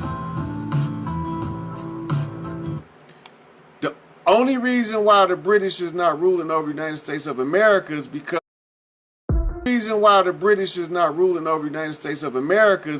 we have what they call an interim government, a temporary government that expired on July the 4th, right? So she's telling them that if y'all can't get the job done over there, then let me take over and I'll show y'all how to do that shit. So that gives you another reference book. This is The Hidden Hand, British, America, and Cold War Secret Intelligence. It tells you how they work. The description says, paranoia with respect to Russia raged in the wake of World War II, just as Churchill had foreseen. Fear of a nuclear Pearl Harbor and growing challenge to political stability in Europe gripped the West world. Right? So now let's talk about the Cold War. Now, there's one thing y'all got to understand about the Cold War. If you pick up an almanac during the Cold War period, you'll find that America gave the biggest amount of economic aid every year to the USSR. That's kind of odd if you really at odds with them. Mirrors. So this book right here, that's kind of odd if you really at odds with them. That was all smoke and mirrors. So this book right here, The Black Hand, The History of the Secret Serbian Nationalist Group. Now this book, notice this term right here. Because in the Rise of the Third Reich, there was a woman found dead in the jungle who had betrayed the Reich. And above her head, there was a note. And it was stamped, bitch, you have betrayed the fatherland and you have been judged by the Black Hand. Now, the Black Hand go all the way back. But it's over here in the South, when my father was growing up, that used to be the most dreaded thing to be encountered by the Black Hand. Now, look at the symbolism on this cover.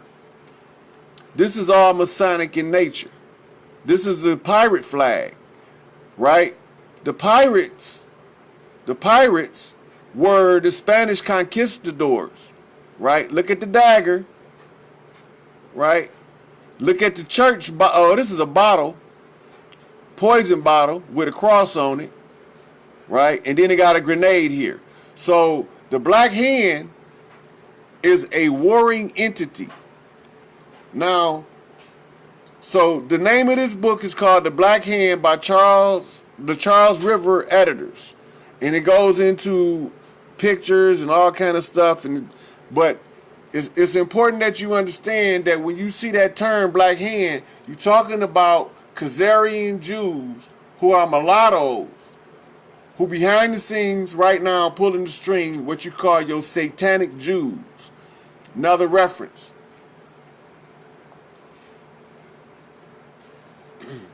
This is an Ohio Black Hand Syndicate. See it again? The Black Hand. The birth of organized crime in America. True crime. I can't make this shit up. Another reference. Look. The Black Hand. Terror by letter in Chicago. And this was talking about the mobs in Chicago and how they laid it down and all that. I'm not going to get all off into it. But I'm just giving y'all the references so y'all can go and do your own research.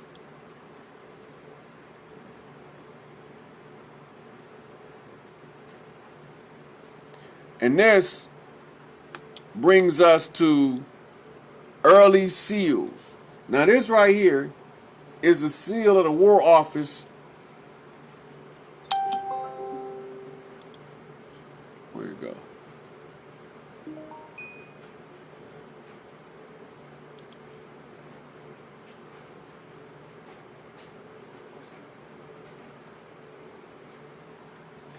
I had to show y'all the close-up of it.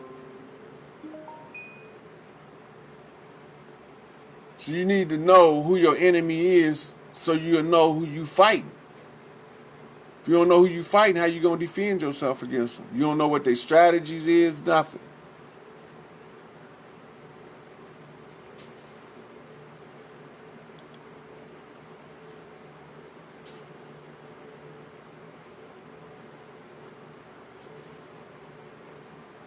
They hide stuff in the symbols because most of us, we can't read the symbols. All we can read is the alphabet they give us. But we don't never read the symbols. Come on now.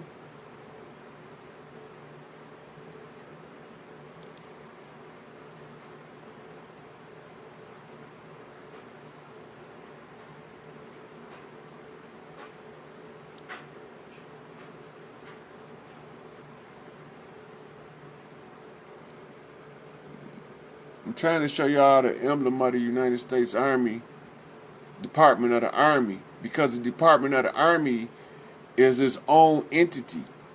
We thinking these things are government agencies and government-ran corporations. They all privately owned, and they all are traded on the market. I can't get this doggone computer to act right.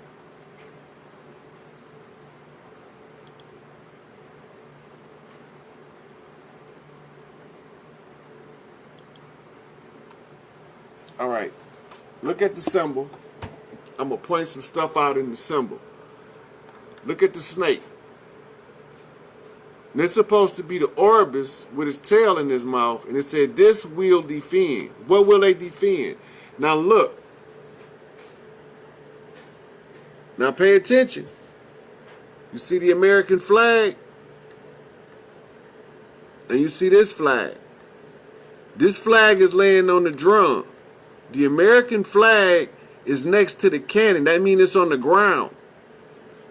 This is a girdle, and it gives you the illusion, right? It gives you the illusion that this is armor. It's a girdle. And these are cannonballs on both sides. Different size cannonballs. And then right here, in the middle, you have a staff with a hat on it, a spear here, and a bayonet gun here. Right? So they telling you somebody's been crucified over here. Something has been taken over. So now we got to find out what the hell going on.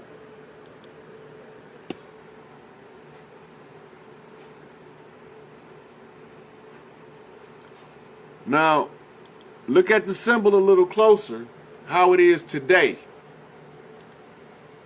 Look, you see the American flag is laying on top of the drum. It's not flying.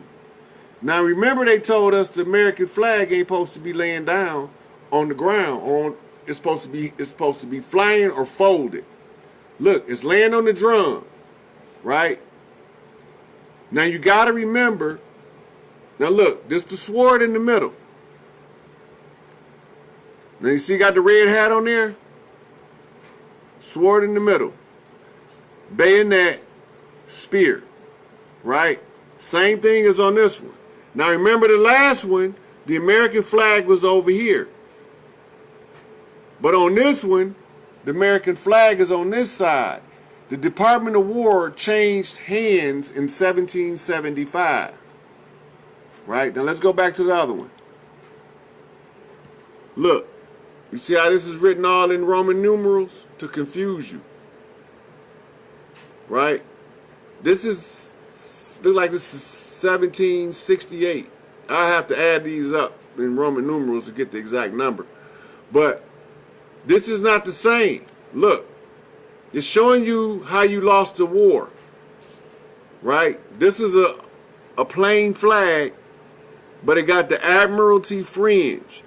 This is the American flag with the tassel, but it doesn't have the fringe. Now when you go to the other one and you look at it, still got the tassels. This one got the tassels, but look, the once was plain white flag, the flag of peace, now has this emblem on there, meaning that this military was conquered by this military. It's showing you. Now watch. Spirit of 76. Watch where the flag and the drum at. You see him? He got the drum. He got a drum. He's carrying the flag, blowing the flute. Right? Now let's go back. You see? Drum, the flag. They lost. This is who was conquered. This is who was conquered right here. Right? And this was their war flag. Their military flag. And whoever conquered them in 1775 conquered. Now remember, this is the spirit of 76. That's a year later. So did somebody tacos to the chateau pick up the flag? What happened? Look, the blue coats. Now remember, they were supposed to be fighting the gray coats. But then who was the red coats? Remember, we seen in the Moorish video the red coats. Those were the Spaniards. These were English. Right? These were colonists. 13 stripes. I mean stars. These were the colonists. Right? Then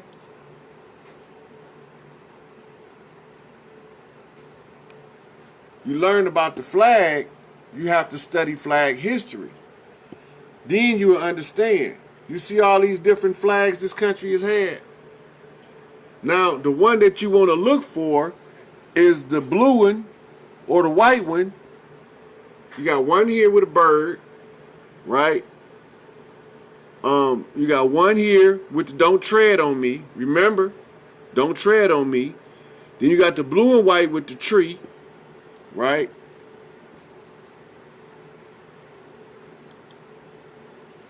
And then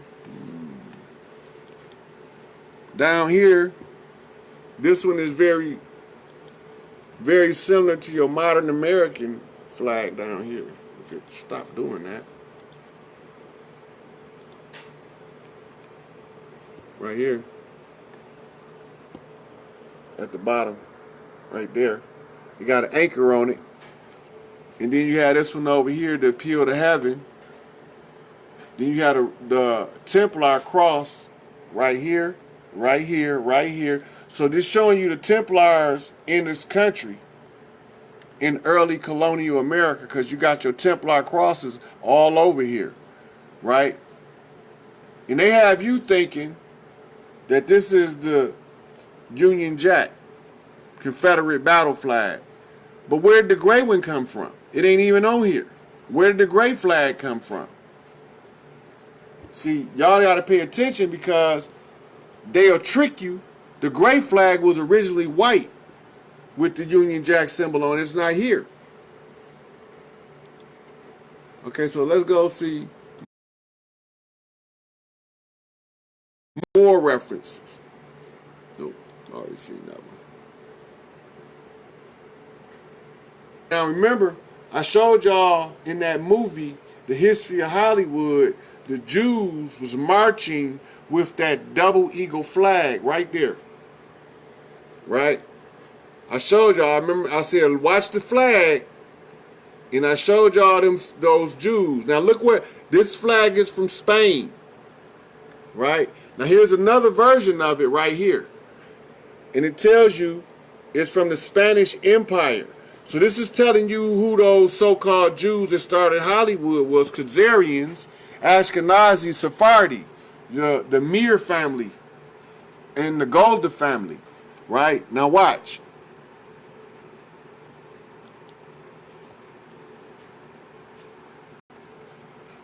Zion, hill of Jerusalem, city of David was built. Right? Now remember I told you that Zion was Sion. Look, it's right here.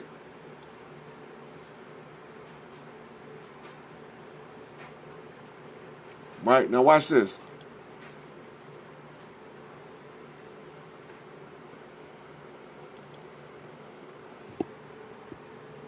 Look. This is showing you the corporate influence and how they use Masonic symbolism to tell you who really owns everything. Me. Because I took all their keys. And ain't nothing they can do about it. Look. All of these are symbols. Look. These are dressed like Moors in Spain.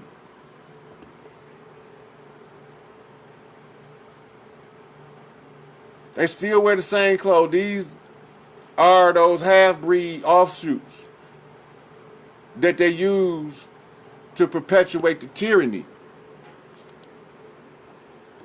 See, I'm going to show it to y'all so there's no room for, I wonder if it's the case. You know, another look at it.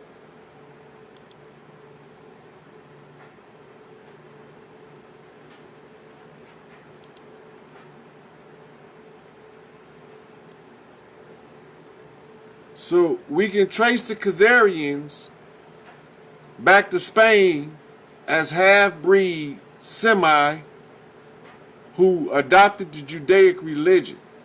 So Dr. Clark asks, what exactly is a Jew? That's what Europeans call Moors.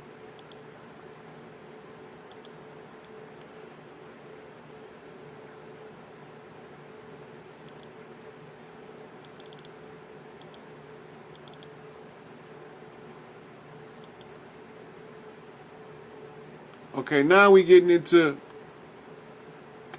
Lord Set. Because remember, this is who Sin was. Sin was Set.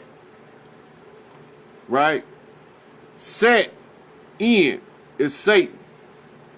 Right? Set hyphen en, which is Lord Set. Right? So, who is he? It says he's a god of chaos, fire, deserts, trickery, storms, envy, disorder, violence. Disorder, divide and conquer is what that is. Violence. And foreigners in ancient Egyptian religion. Major section of the New Testament. He is supreme in the realm of evil. Right, so this is your Satan, it's Lord Set. That's what they're not telling you. And Lord Set is Nanarsian.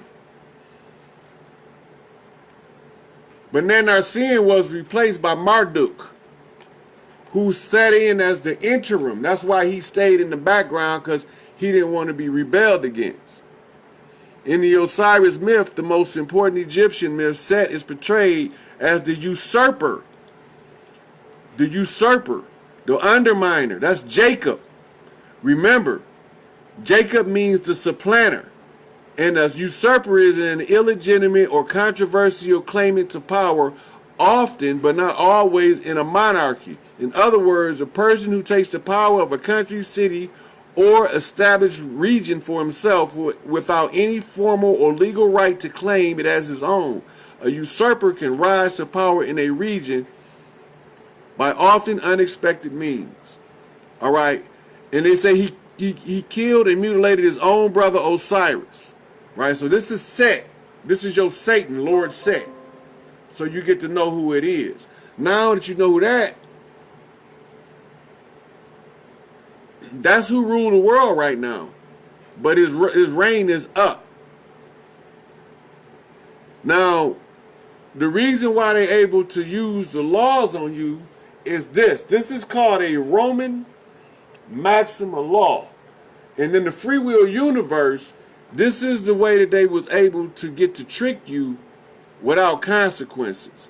The word mundus vult discipi, ergo discipiatur, which Latin phrase means the world's want to be deceived, so let it be deceived. That means that everybody want to be lied to. Right? Now, how do that translate into modern American Judaica or law? Right here. It's the same thing rewritten in English as ignorantia juris non excusat, which means ignorance of the law excuses not, and ignorance of the law excuses no one. So just because you don't know that they tricking you that don't mean they can't trick you. If you don't know what the law say, then if you want to be deceived, then you're going to be deceived.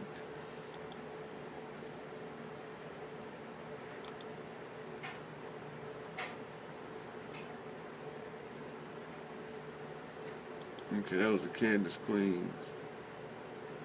So I done went through all of the thumbnails, so we're gonna summarize and tie it all together now. Tell y'all what I discovered. So now, when the word Rothschild, right, actually means the blood shields, right? And it's talking about the blood rights that's been practiced to keep us oppressed. Now, the blood shield that is the Rothschilds, they are concealing wealth in their bloodline, in order to live a certain lifestyle. So the Rothschilds got power, but they not the ones. They are in power because some Khazarians that live in Spain still pull their strings. They have smaller groups of them all over the world in little pockets. In America, we think that they are pale-skinned Jews. They are pale-skinned Jews, but they mulattoes. They look like Karl Marx or Albert Pike. So if I go pull up Karl Marx, you'll see what they look like, and then you understand more about what Elijah Muhammad meant when he said that the white man is the devil. Karl Marx, again, was the one who wrote the Communist Manifesto. He was the one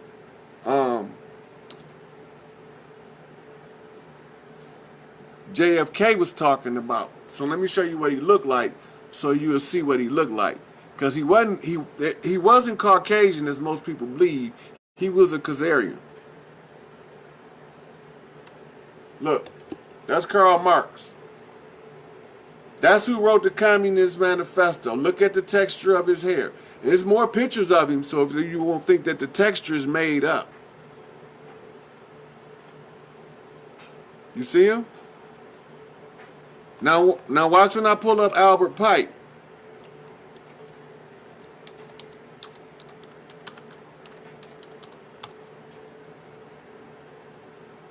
And this Albert Pike. Look at the texture of his hair. Look. Look at the texture of his hair. Look, right here. You see it? Remember I showed you the Moorish birds from Spain? Here they go. Look. You 33rd degree master. Look. G is the 7-letter maid. They got him in the arches. That's the shrine. That's the shrine. Who in the shrine? The Mason. What Mason? Hiram. He in the shrine. Right? But it ain't really Hiram in the shrine. It's really the Christ. Look. Look at the texture of his hair. Look at his facial features. He's a mulatto. Look. This is the one who wrote Morals and Dogma for the Lodge. There's a whole lot of secrets in that book.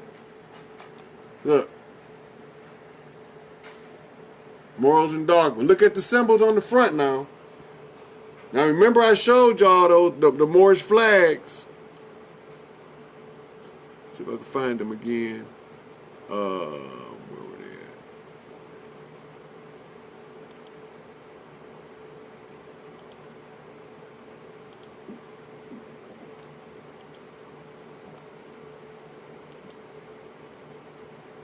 Here. See it?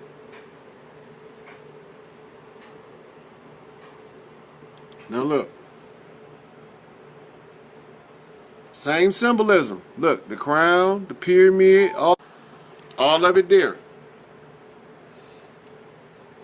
Rothschilds are puppets. The Rothschilds ain't shit. Alright, now. That's Albert Pike. Y'all seen Karl Marx. Now, I'm going to show y'all this.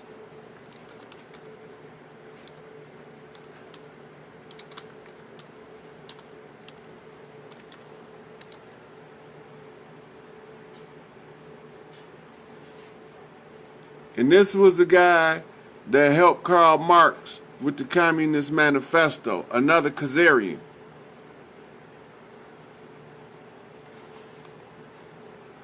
Look at him. Look at his beard.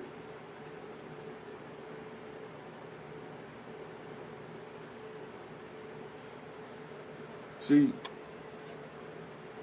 So, the Zionists are the ones who profess to be a Khazarian. The Khazarians are the ones that is controlling the money. The Khazarians are the ones who put the Pope in power. The Khazarians are the one that's reaping all of the rewards, but they're not allowed to put nothing in their name because it's against the rules. Now that the royal families have awakened, they have to return what they have. And all of it goes back to the King of Kings to be among the people. They already know the gig is up. The righteous Moors got the imposters surrounded. They can't get away. They can't escape. So your satanic Jews that Farrakhan was speaking about, that is in the that run the Jewish Defense League and the Anti-Defamation League, are your Khazarian Spaniard mulattoes who masquerade as righteous Moors in order to deceive everybody, and they use white people in a doctrine called white supremacy to use the minority as the lightning rod to suffer the backlash of their treachery. But when you go through the history, you will find these motherfuckers everywhere. People that look like me suffering, they there in mass. They've been doing business in your community from day one. And you don't know who your enemy is. Your enemy rests right among you. They call him a liar in wait. That means he sit back and wait. So now that y'all know who the enemy is, who the imposters are, the Khazarian, Sephardi, Ashkenazi fake Jews. Before I go, I have to tell y'all exactly where is the Holy Land, exactly where is the Promised Land, and why it's not in the Middle East. The Holy Land is called the Abzu, Sub-Saharan Africa, because Enki's children was never supposed to be involved in the genetic cleanup that was part of the Promised Land. That if we can raise these people up and teach them how to run families, that they will have the right to live here under our rules, not this fake governmental system that y'all have been duped into. I'm talking about by the laws of Mott, by the laws of established justice. And that was the whole program of a great melding pot, what they call Brazilianization. It was to heal Earth from its wounds. So we took a big blow for that shit, you know. And I suffered the most. So I don't want to hear no crybaby shit. I ain't crying. It had to be done. You know, so now all we have to do is get to the identities of these fake Moors that's running behind the righteous Moors, trying to tell them to get a nationality card to keep their bitch asses in power. It's not going to happen on my watch. This is where we stand up and be like, enough is enough with the bullshit. Give me back my shit. That's it. Give me what's mine. That's what you got. That's all you got to do is give me what's mine. And go home. Wherever the fuck that is, that's where you need to be, but it ain't here. Nowhere on this 6 sectillion ton rock do you supposed to be. We got passes for your ass out of here. They already know. Israel is not the Holy Land. Israel over, that's not even Israel. They just created that as Israel. That's not even Israel. That wasn't Israel before 1947, nowhere in the history of humanity. That has never been Israel. That has never been the Holy Land. Nowhere in the history of the world before 1947. Right? Now, World War II, Adolf Hitler gave a series of vexed grievances about the Balfour Declaration and about the oppressive reparations of the French, right? And he also identified the same goddamn people behind this shit. So the Holy Land, where the King of Kings is to be crowned, is the African Republic of the Congo. Garvey wrote a play about it, but the play was based off the prophecy. This is the Yeah. The Absu is the Holy Land. What you call Zululand and Swaziland. Go look it up. That's the true Holy Land. Manadapa. Look it up. That's the Holy Land. Iwas was down there. They told you your story in Avatar. Iwas was in the Abzu. They cut the tree down in order to debilitate you. The only place on earth that's called the vagina is in land. Look it up. Do your research on Credo Mutwa, Naps. You gotta know what you're talking about, because I know what the fuck I'm talking about, or I wouldn't be saying it. I done been giving y'all all of the facts. I've been walking y'all through it step by step. If you don't see it now, you ain't gonna never see it, and you're gonna end up being with the imposters. Wake the fuck up. The gig is up. The imposters is exposed. Chanel, white people are pawns in the chess game. White supremacy is a military doctrine written by some niggas we call Moors, Spanish Moors, conquistadors. They laid their hand down and they were some bad motherfuckers. I wasn't here, so our people got sacked. That's just the bottom fucking line. Now I'm here, they know what's up. They know the fuck I'm here. They know what's up. So we not gonna fall for the bullshit, the divide and conquer, none of that. Don't care if you're a Democrat or a Republican. I don't care if you black, white, Hispanic, or Asian. I don't care if you 6 foot tall or motherfucking 4 foot tall. I don't care if you obese or anorexic. It don't matter to me. Only thing matters is that we get this goddamn beast off our back.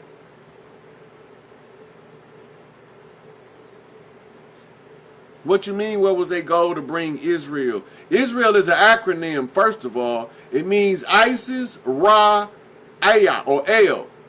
It means God, Ra, is Isis. Abraham is an acronym. These are Egyptian terminologies. They took your shit, turned it around, and fed it to you upside down and backwards, and you taking it for the gospel. It's the spell, but it ain't the holy truth. It ain't the unrestricted and unadulterated truth that them motherfuckers don't want you to have. The Bible was stolen out of the judgment halls of Kemet. That's where it came from. It's the Osirian resurrection. It's only ever been one resurrection in the history of the world. Only one motherfucker that they call the Incredible Goddamn Hulk. The green one. The green fucking mile. That big ass nigga. So, all of it out there in the open. And go back through, follow the facts. You're going to see that exactly what I'm telling you. Ashkenazi, Sephardi, and Khazars are Spaniards. Half-breeds because they call themselves Semites. They admitting to you that they half-breeds. Semites. They semi, half. Half what? Half original. Remember, the Yaqub story. Yaqub was an underminer, a supplanter. It told you in their name that they are supplanters. They underminers. They are the ones who steal the position and authority from another. They thieves. They tried to hijack using Jacob's ladder. I told y'all that. But that shit don't work on me. I'm the baddest motherfucker they'd never been up against, and they already knew I was going to have something in play for every motherfucking thing they tried to move. This is motherfucking 5th and 9th dimensional chess landing in the 3rd dimension. The shit easy here. The hard part over with. The shit easy. All y'all got to do now is say enough is enough.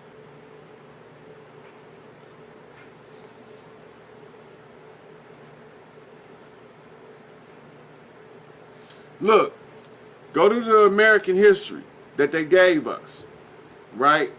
They tell it to you with misdirection. They never tell you what happened to the Spanish that settled here before the French, English, or Portuguese. Everybody forget Cristobal Colombo was a Jew, a Khazarian, and that he had a Moor, Pedro del Negro, as a navigator who was a Spanish Jew, Moor. These are your satanic Moors or your children of Set that Farrakhan talk about when he talk about those satanic Jews. These are motherfuckers behind the scenes pulling strings because during the Kali Yuga the gods stay at rest. And they know they're not supposed to be seen. So this is me pulling the cover off eyes so y'all can see who behind the curtain. No brag, just fact. And go back over it, match the information up with what I'm telling you. Now, they control the central banks directly. Indirectly, they control the crown through the Pope. Under the Roman Empire, when you trace them back, you find that they were the ones who was ruling Rome. And that they put those European people in place in order to confuse the sons of righteousness into thinking that the enemy was other than who the enemy was. They look similar, but they different. Those white people that's been used as pawns this whole time, right? Then the motherfuckers gonna have to go fight. We not gonna have to do it. We gave them a drop of blood for them to be able to defend us against the tyranny because we not gonna have to do it. That's their job now. White people tired of the hate shit now. So they the ones gonna have to pick up the banner and clean this shit up. And I'm gonna make sure it happens. Nabs, you still stuck into that religious shit, man. That shit is a game to control your mind. Do you even know who God is? I'm gonna show you who God is. I'm gonna show you who God is real quick. Just like this. It ain't difficult. Where are we at? No.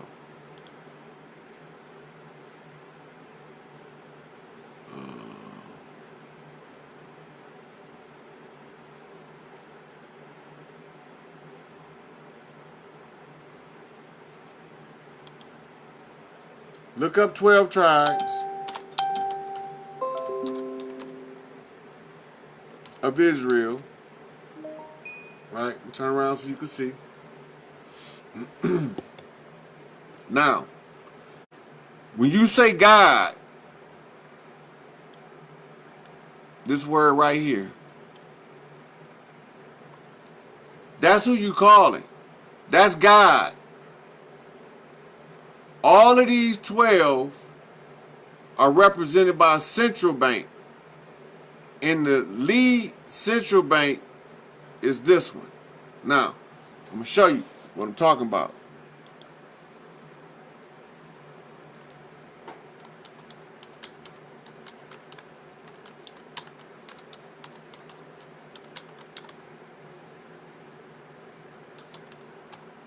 Go to a map of the U.S. central banks. All right. I'm going to go back to Allah's Isis. They changed her gender. She was originally Alat. It was the queen of heaven and earth. Now look. I'm going to pull up this picture. I'm going to show you the 13 banks.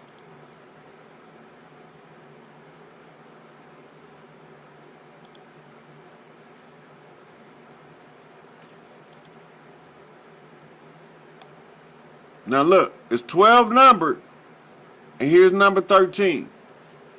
It's 12 of them numbered, and that's number 13 right here where the star at, in D.C. Right? They broke, now originally the 13 colonies was over here on the coast. Right? But when they took power, they won all of this right here in the Mexican-American War. They beat the Spanish in the Mexican. Keep in mind, these were Moors who lost. The Mexican-American War gave America, California, Nevada, Arizona, Utah, New Mexico, and Texas. Right? Now look, all of those are central banks. They represent each one of the fake tribes. And one of the tribes is called Gad. Now, according to Grimm's Law of Grammar, all vowels in translation are interchangeable, right? But when you go to what do Gad mean?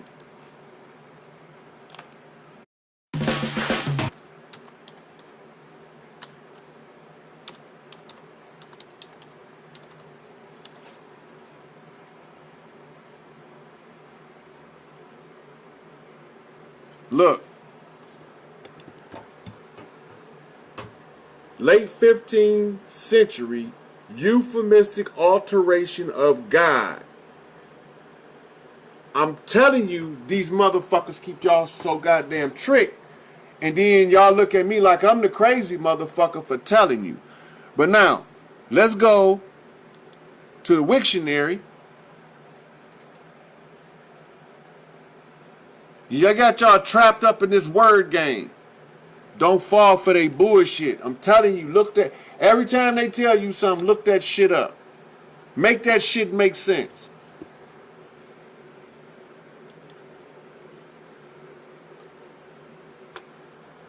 Look, I need you to understand what's taking place.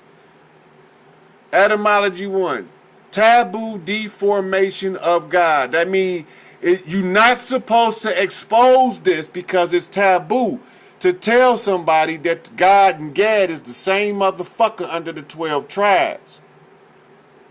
God is Gad. Right? Now look, interjection, Gad. Look, you can't get God and Gad separated when you go to investigating this shit. Right?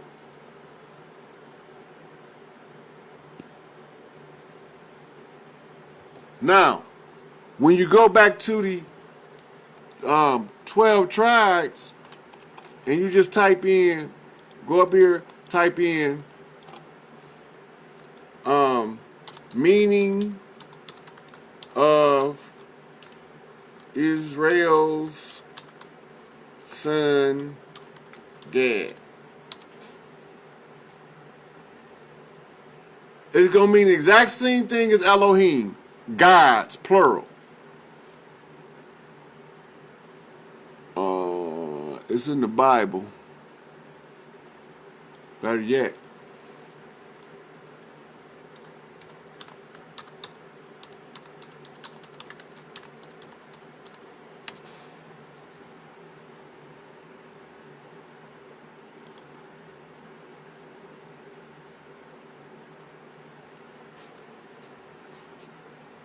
Look, they even made Reuben black.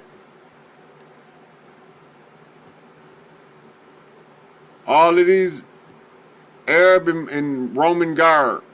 But that ain't what I want. I want to show y'all the meaning of the name.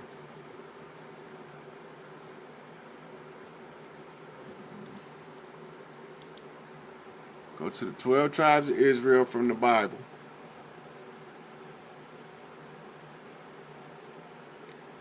You're absolutely right, Maxine. The spell is in the spelling. That's where the trick is, in the words, in the language, right?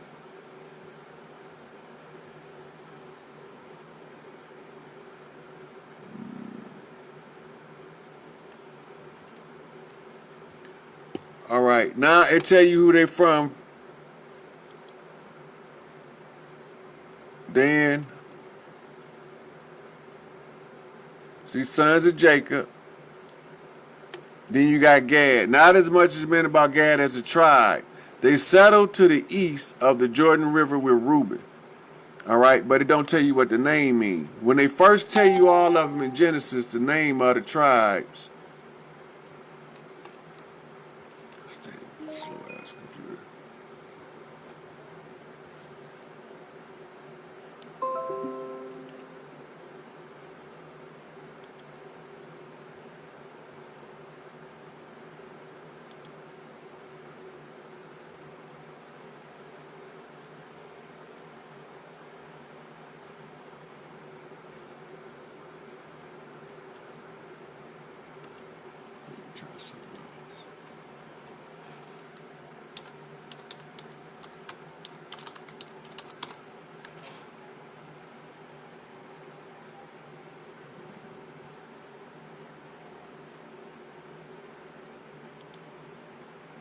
You pull up these Bibles online and they have all this stuff cataloged and it make research so much faster than the old way of flipping through all of the books.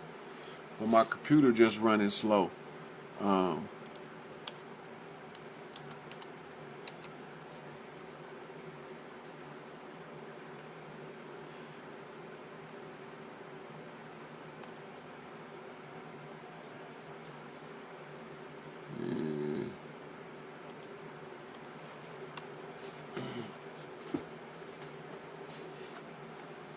Let's see. Try another one.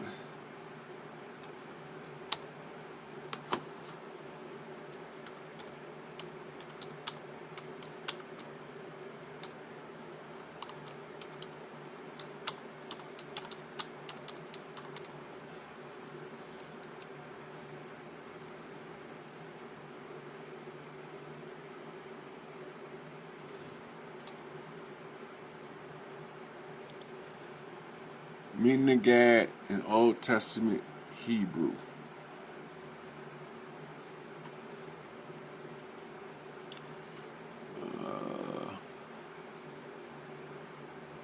Seventh son of Jacob, found an Israelite tribe called Gad. Gad is Hebrew word for coriander. There was also a pre-Semitic god of luck and fortune called Gad. That's not what the Bible said it mean, though. They tell you what it mean in the Bible. I just can't find the verse.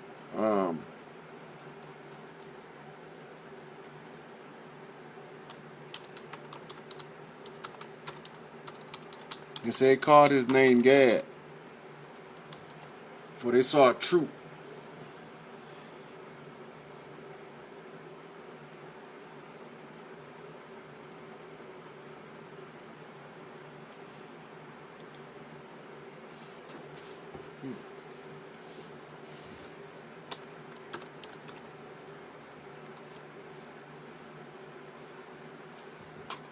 Genesis 30:11. Here we go. His mama Leah named him. Watch how she named him, and it'll tell you what the name mean. Because they named people, according to events. Look what his name mean. And Leah said, a troop cometh, and she called his name Gad, because the name Gad mean a troop, a military contingent.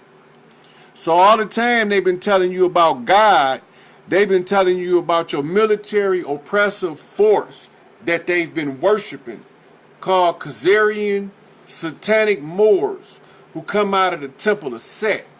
So just to give y'all an idea, so y'all know that I'm not making up this temple of Set situation, I'm going to show you some of the literature out of the temple of Set. That's not the right one.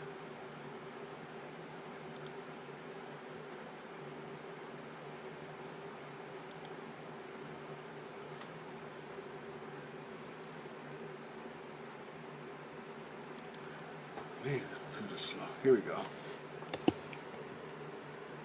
Look at the symbolism. Where'd he go?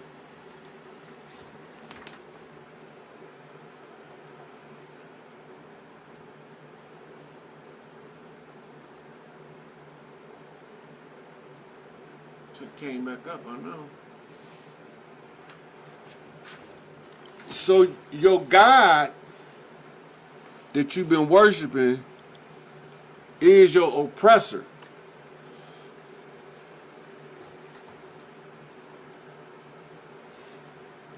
The Babylonian captivity is where they learned the Babylonian money magic, where they learned how to use the paper for tracers to monitor the energy as they kept the energy low with blood rights and pain rights.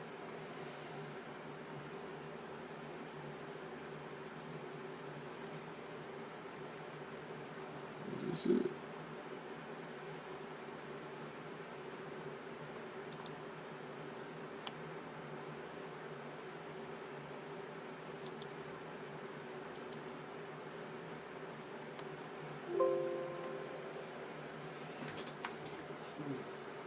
Excuse me 1 second.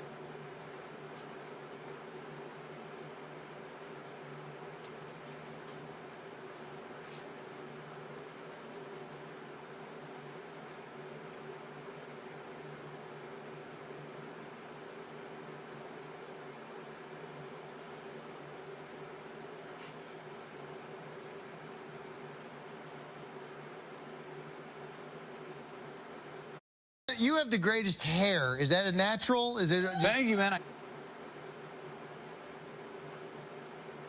Slow computer.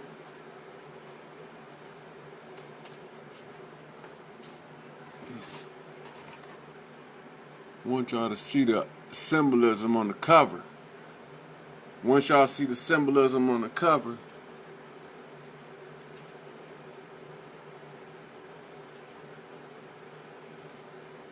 yeah, go back to the book of Genesis, Denny, where they first mentioned him. Because Gad, when you look it up in Strong's, mean the troop. And that's why she named him that, because she seen the troop of soldiers coming.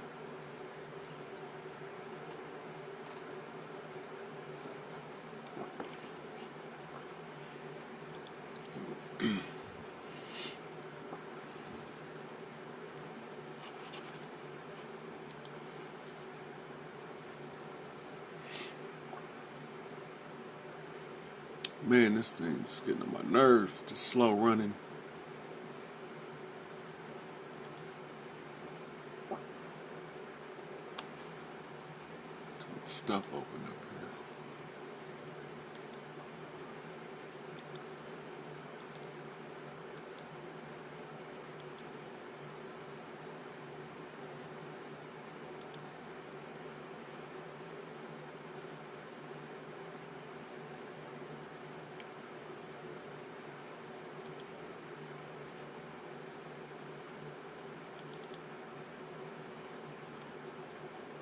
Maybe come up this time. Got some more. I'll close some of them tabs out.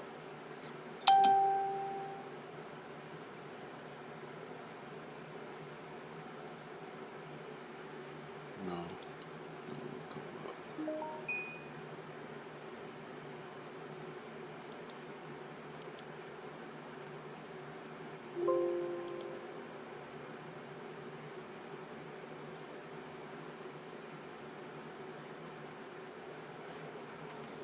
Houston, we got lift off. The symbols is what give them away. Because once you learn how to read these symbols, you won't be deceived no more. Come on.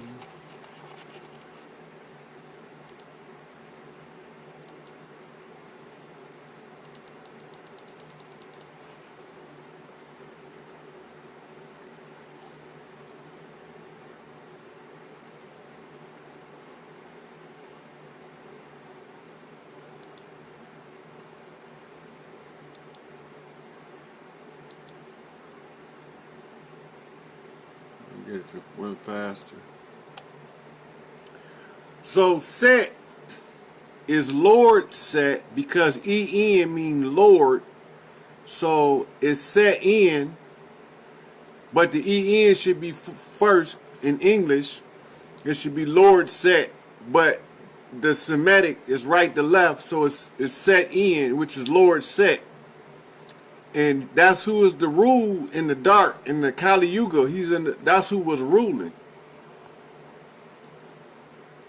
I can't get these to come up, so I'm done with the video. I was just going over, touching on this God thing, because people keep bringing up God. They don't even know they're talking about, in the system, they talking about one of the tribes of the so-called fake Israelites. Yeah.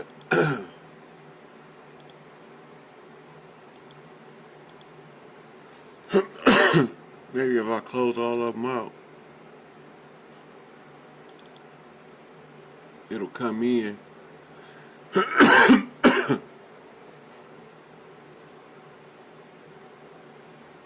Here. Now look at these symbols. You see? The same symbolism. That's Anubis and Set. No Horus. Keep that in mind. Right? Look at the 5-point star inverted. That's upside down. That's putting the man in place of a woman. That's not a, when it's upside down like that, it's the symbol of Baphomet as a masculine. But on this symbol right here is supposed to be upside, the right side up. This one is telling you that somebody has been replaced. Because first of all, this is supposed to be Horus and Anubis. Whenever you see them, that's what's always together. But remember, Set was the imposter who stole the throne. Set was the supplanter, the one who supplanted the throne, remember? And Anubis is indifferent. Whoever is sitting on the throne, his loyalty is to the throne, not to the person sitting on it. And because he had the royal blood and he was sitting on the throne, he's not going to oppose him. Right? So I wanted y'all to see the symbolism. You see both of them got an aunt.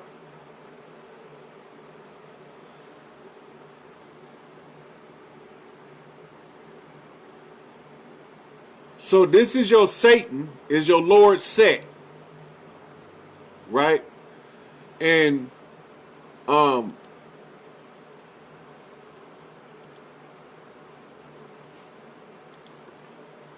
your satanic Jews are your Khazarian, Sephardi, Ashkenazi Zionists who have a agenda to control the financial aspect of humanity in order to use humanity as their slaves.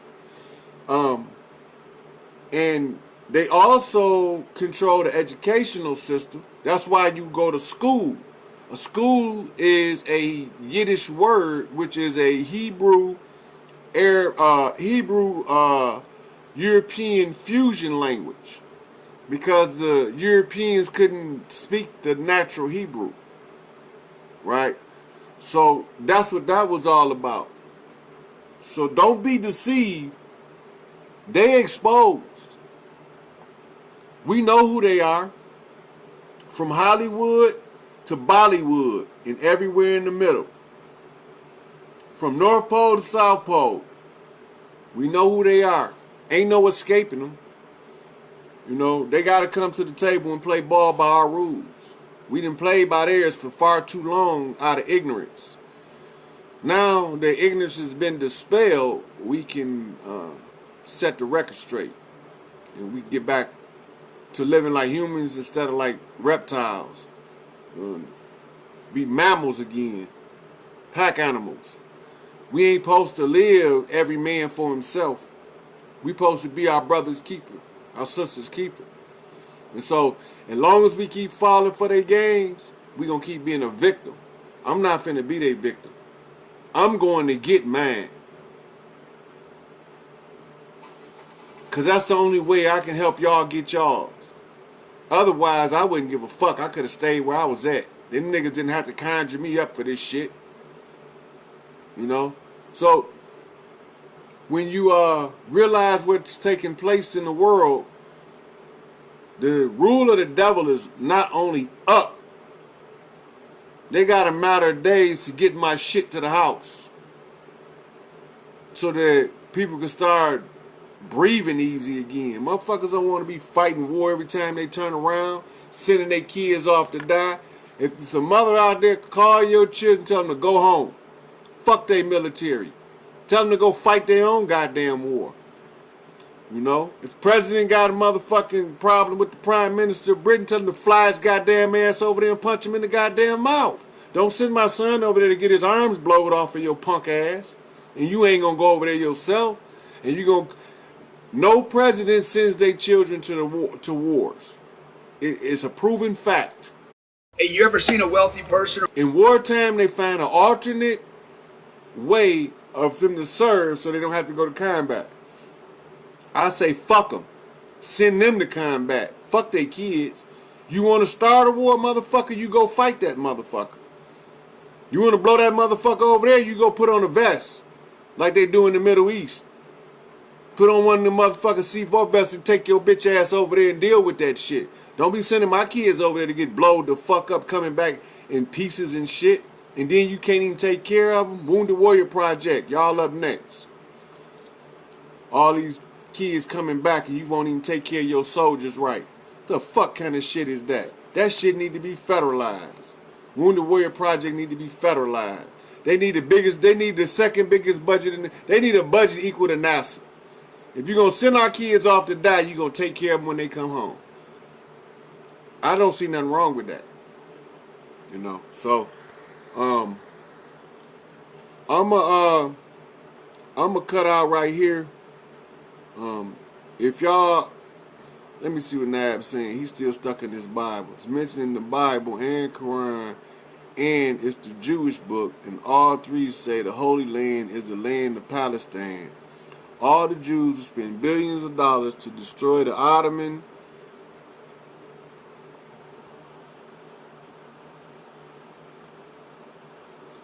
Empire so they could take Palestine, their Holy Land, easily.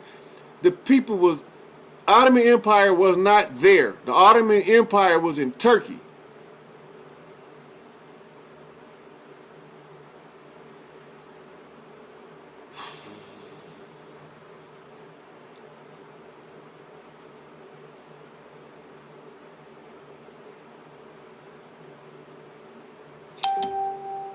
Look, your God can be Allah, your God can be God, Jehovah. You can have whatever God you want to be. You want to worship. Worship wherever you want to worship. That's your option. You got an absolute right to worship. But if you don't know the history of Islam, you just as bad as one of these Negroes in the church. Because before Muhammad had to try to clean that shit up, Allah didn't exist. It was Allat, A-L-L-A-T. In order to take the moon goddess out of the equation,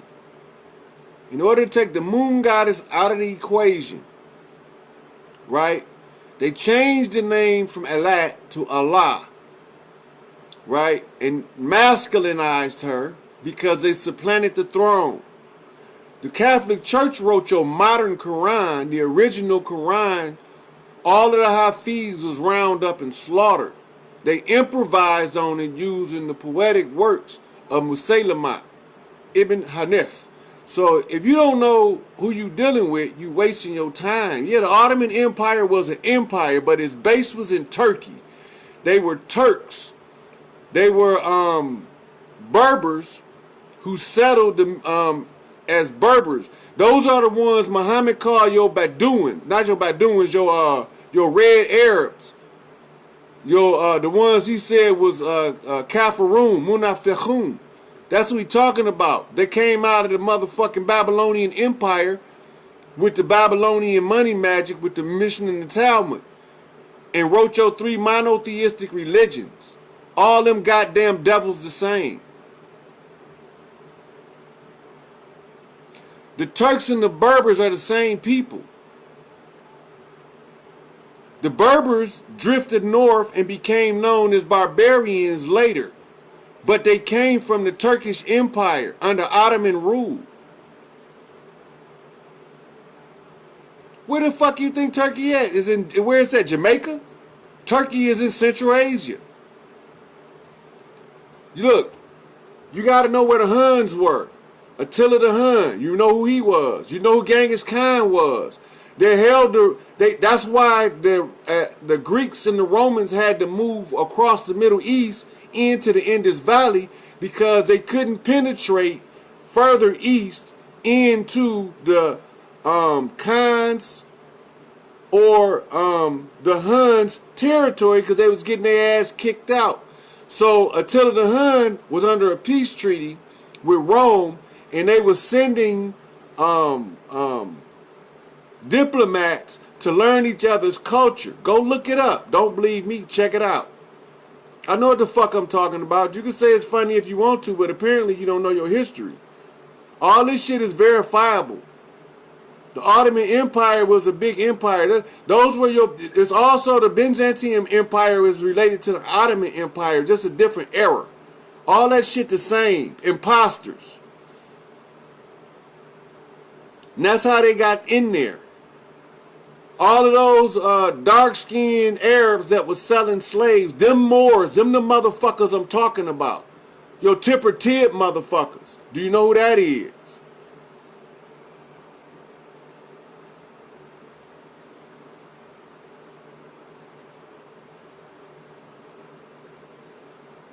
I just got done going over how Rome was started by those same Spaniard motherfucking Khazars. And you just got done telling me, no, it wasn't. Byzantium is Roman. All of them, where the fuck you think the Byzantine kings came from? Where they come from? From the Byzantium Empire, from the area where the Turkish Empire rose. All the way down into where we see Syria today. I don't know what history books y'all be reading, but y'all not keeping up. I just got done walking y'all through the whole goddamn thing. Y'all must have came late. Go back to the beginning. I'm going to go over it again. The fake Jews are Ashkenazi, Sephardi, and Khazars. Right? They are imposters who came to this land as Spanish conquistadors. Well, if you know they was burying baby girls, then go ahead, handle your business, player. Go be a part of that bullshit. Because if they bury one of them daughters over here and I catch them, I'm beheading them son of a bitches. So you can go ahead and you can be all the Islam you want to be. Them was the motherfuckers who set the slave trade off, the motherfucking Islamic Moors. Wasn't no slave trade before the Islamic Moors set that shit off. Transatlantic slave trade. They first started trading them in England. Dude, what?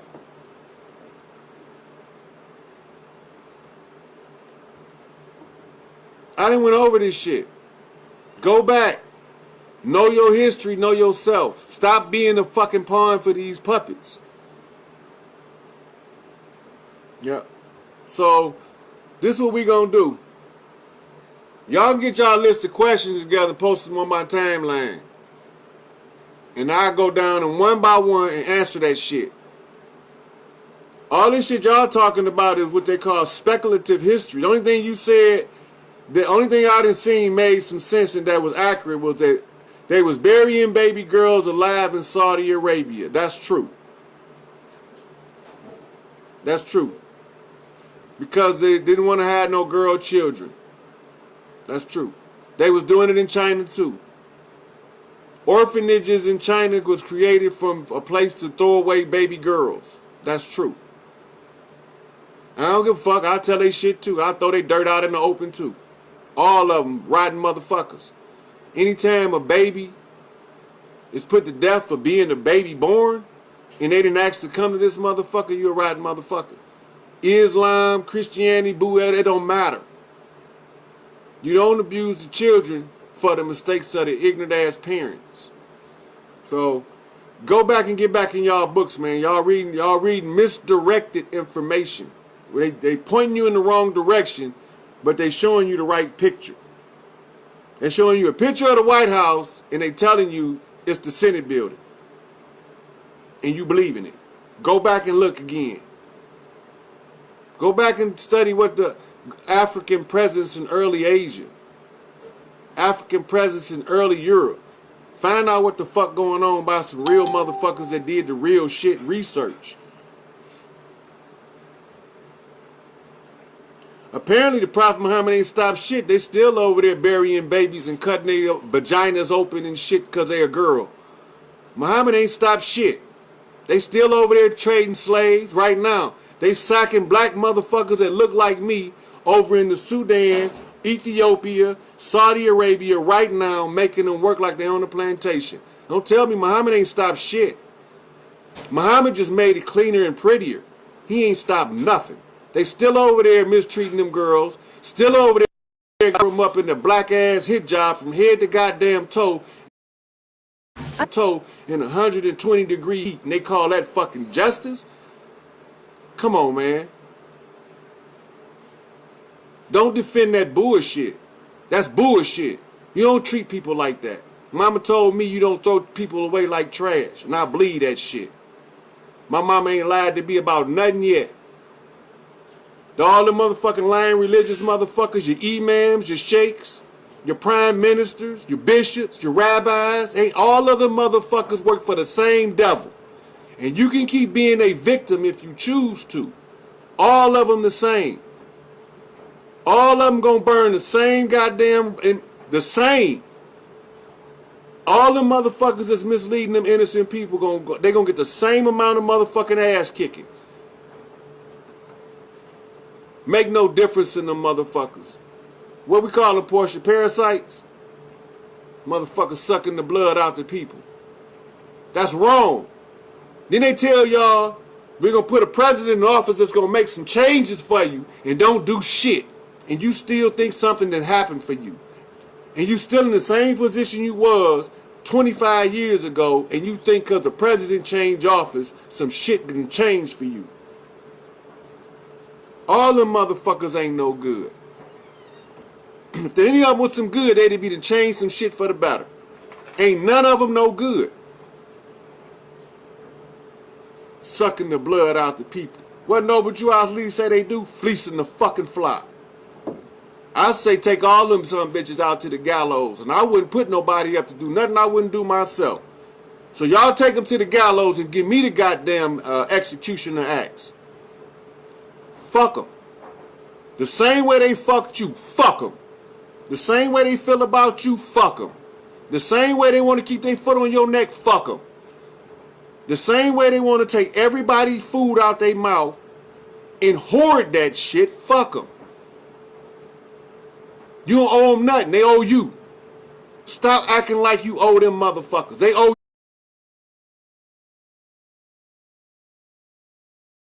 you. Mount up on your motherfucking horse and let's go get your shit. I'm going to get mine, and whoever come with me can ride. And we gonna break bread together, build houses together, communities together, and all that shit. But we not fucking with them motherfuckers, because one of them come around, they gonna get snuffed. Come around with that bullshit. How you gonna do people like that? That's fucking wrong. Got these goddamn motherfuckers in laboratories. They in laboratories doing research on your child. And you let them. You ain't no better than the goddamn enemy feeding your babies to them. No better than the enemy. You feed your babies to the enemy, you might as well kill your goddamn self. You in the fucking way, wasting oxygen and air that a real motherfucker could be breathing. None of them ain't no good. I done told y'all who are. I done showed y'all who the good motherfuckers been trying to get you out this shit. I done showed it to you. Now that I'm showing you the motherfuckers that you think was the good motherfuckers, now your motherfucking mouth got a bitter taste in it because you don't want to hear it. The worst thing on earth you could tell a motherfucker is the goddamn truth. The worst thing you could tell a motherfucker is the truth. They can handle everything except the truth. Soon as you tell a motherfucker the truth, you the problem. Infecting these good old innocent motherfucking mindless drones with truth. What the fuck is wrong with you, nigga? Kiss my ass. So, y'all go ahead and play with y'all Moors, and y'all can continue getting y'all nationality cards so y'all can stay slaves. And y'all can continue supporting this fallen government so y'all can stay slaves. I'm not finna be their slave. And I'm not going to let them oppress nobody that don't want to be oppressed. But everybody that like oppression, more power to you. Because I'm not going to pull nobody's foot off your goddamn neck if you don't want to get it off your goddamn self. And that's just the way it is. Ain't no big eyes, little U's in my game. We all the same. We all treated with the same level of respect. When I say we all the same, that's what I mean. We all get the same level of respect until we show otherwise. You can show a superior quality of human and get a superior quality of respect, or an inferior quality of human and get an inferior quality of respect. But out the gate, it's going to start the same. You can earn your respect or you can lose it. You can be respectable or disrespectable and be disrespected. It's up to you. You know. But you just can't let people step on you and don't say, get your foot off my neck. Remember what the rules of war is. Any enemy of my enemy is my friend. Any motherfucker that don't like this oppressive motherfucker, I like that motherfucker. Any motherfucker that like this shit, I don't like them. And that's just the way it is. You know, so if y'all can't handle a straight shooter, shoot straight, then y'all need to stay the fuck off my shit. Because I'm going to tell it like it is. I don't care who toes get stepped on. I'm not here for divide and conquer. But when you have a divide and conquer mechanism at play, you got to chop the hand off that's holding the winch. You can't let that motherfucker stay in the background concealed. You have to expose it. You have to expose it. That's not divide and conquer. Because he's the same motherfucker that got his foot on the black man, the white man, the Asian, the motherfucking Mexican, the Puerto Rican, the Brazilian, the Australian. It's the same motherfucker. Through the office of the papacy. Right? Make the Pope get that motherfucker up. Make the Pope give him up. I skin him for you.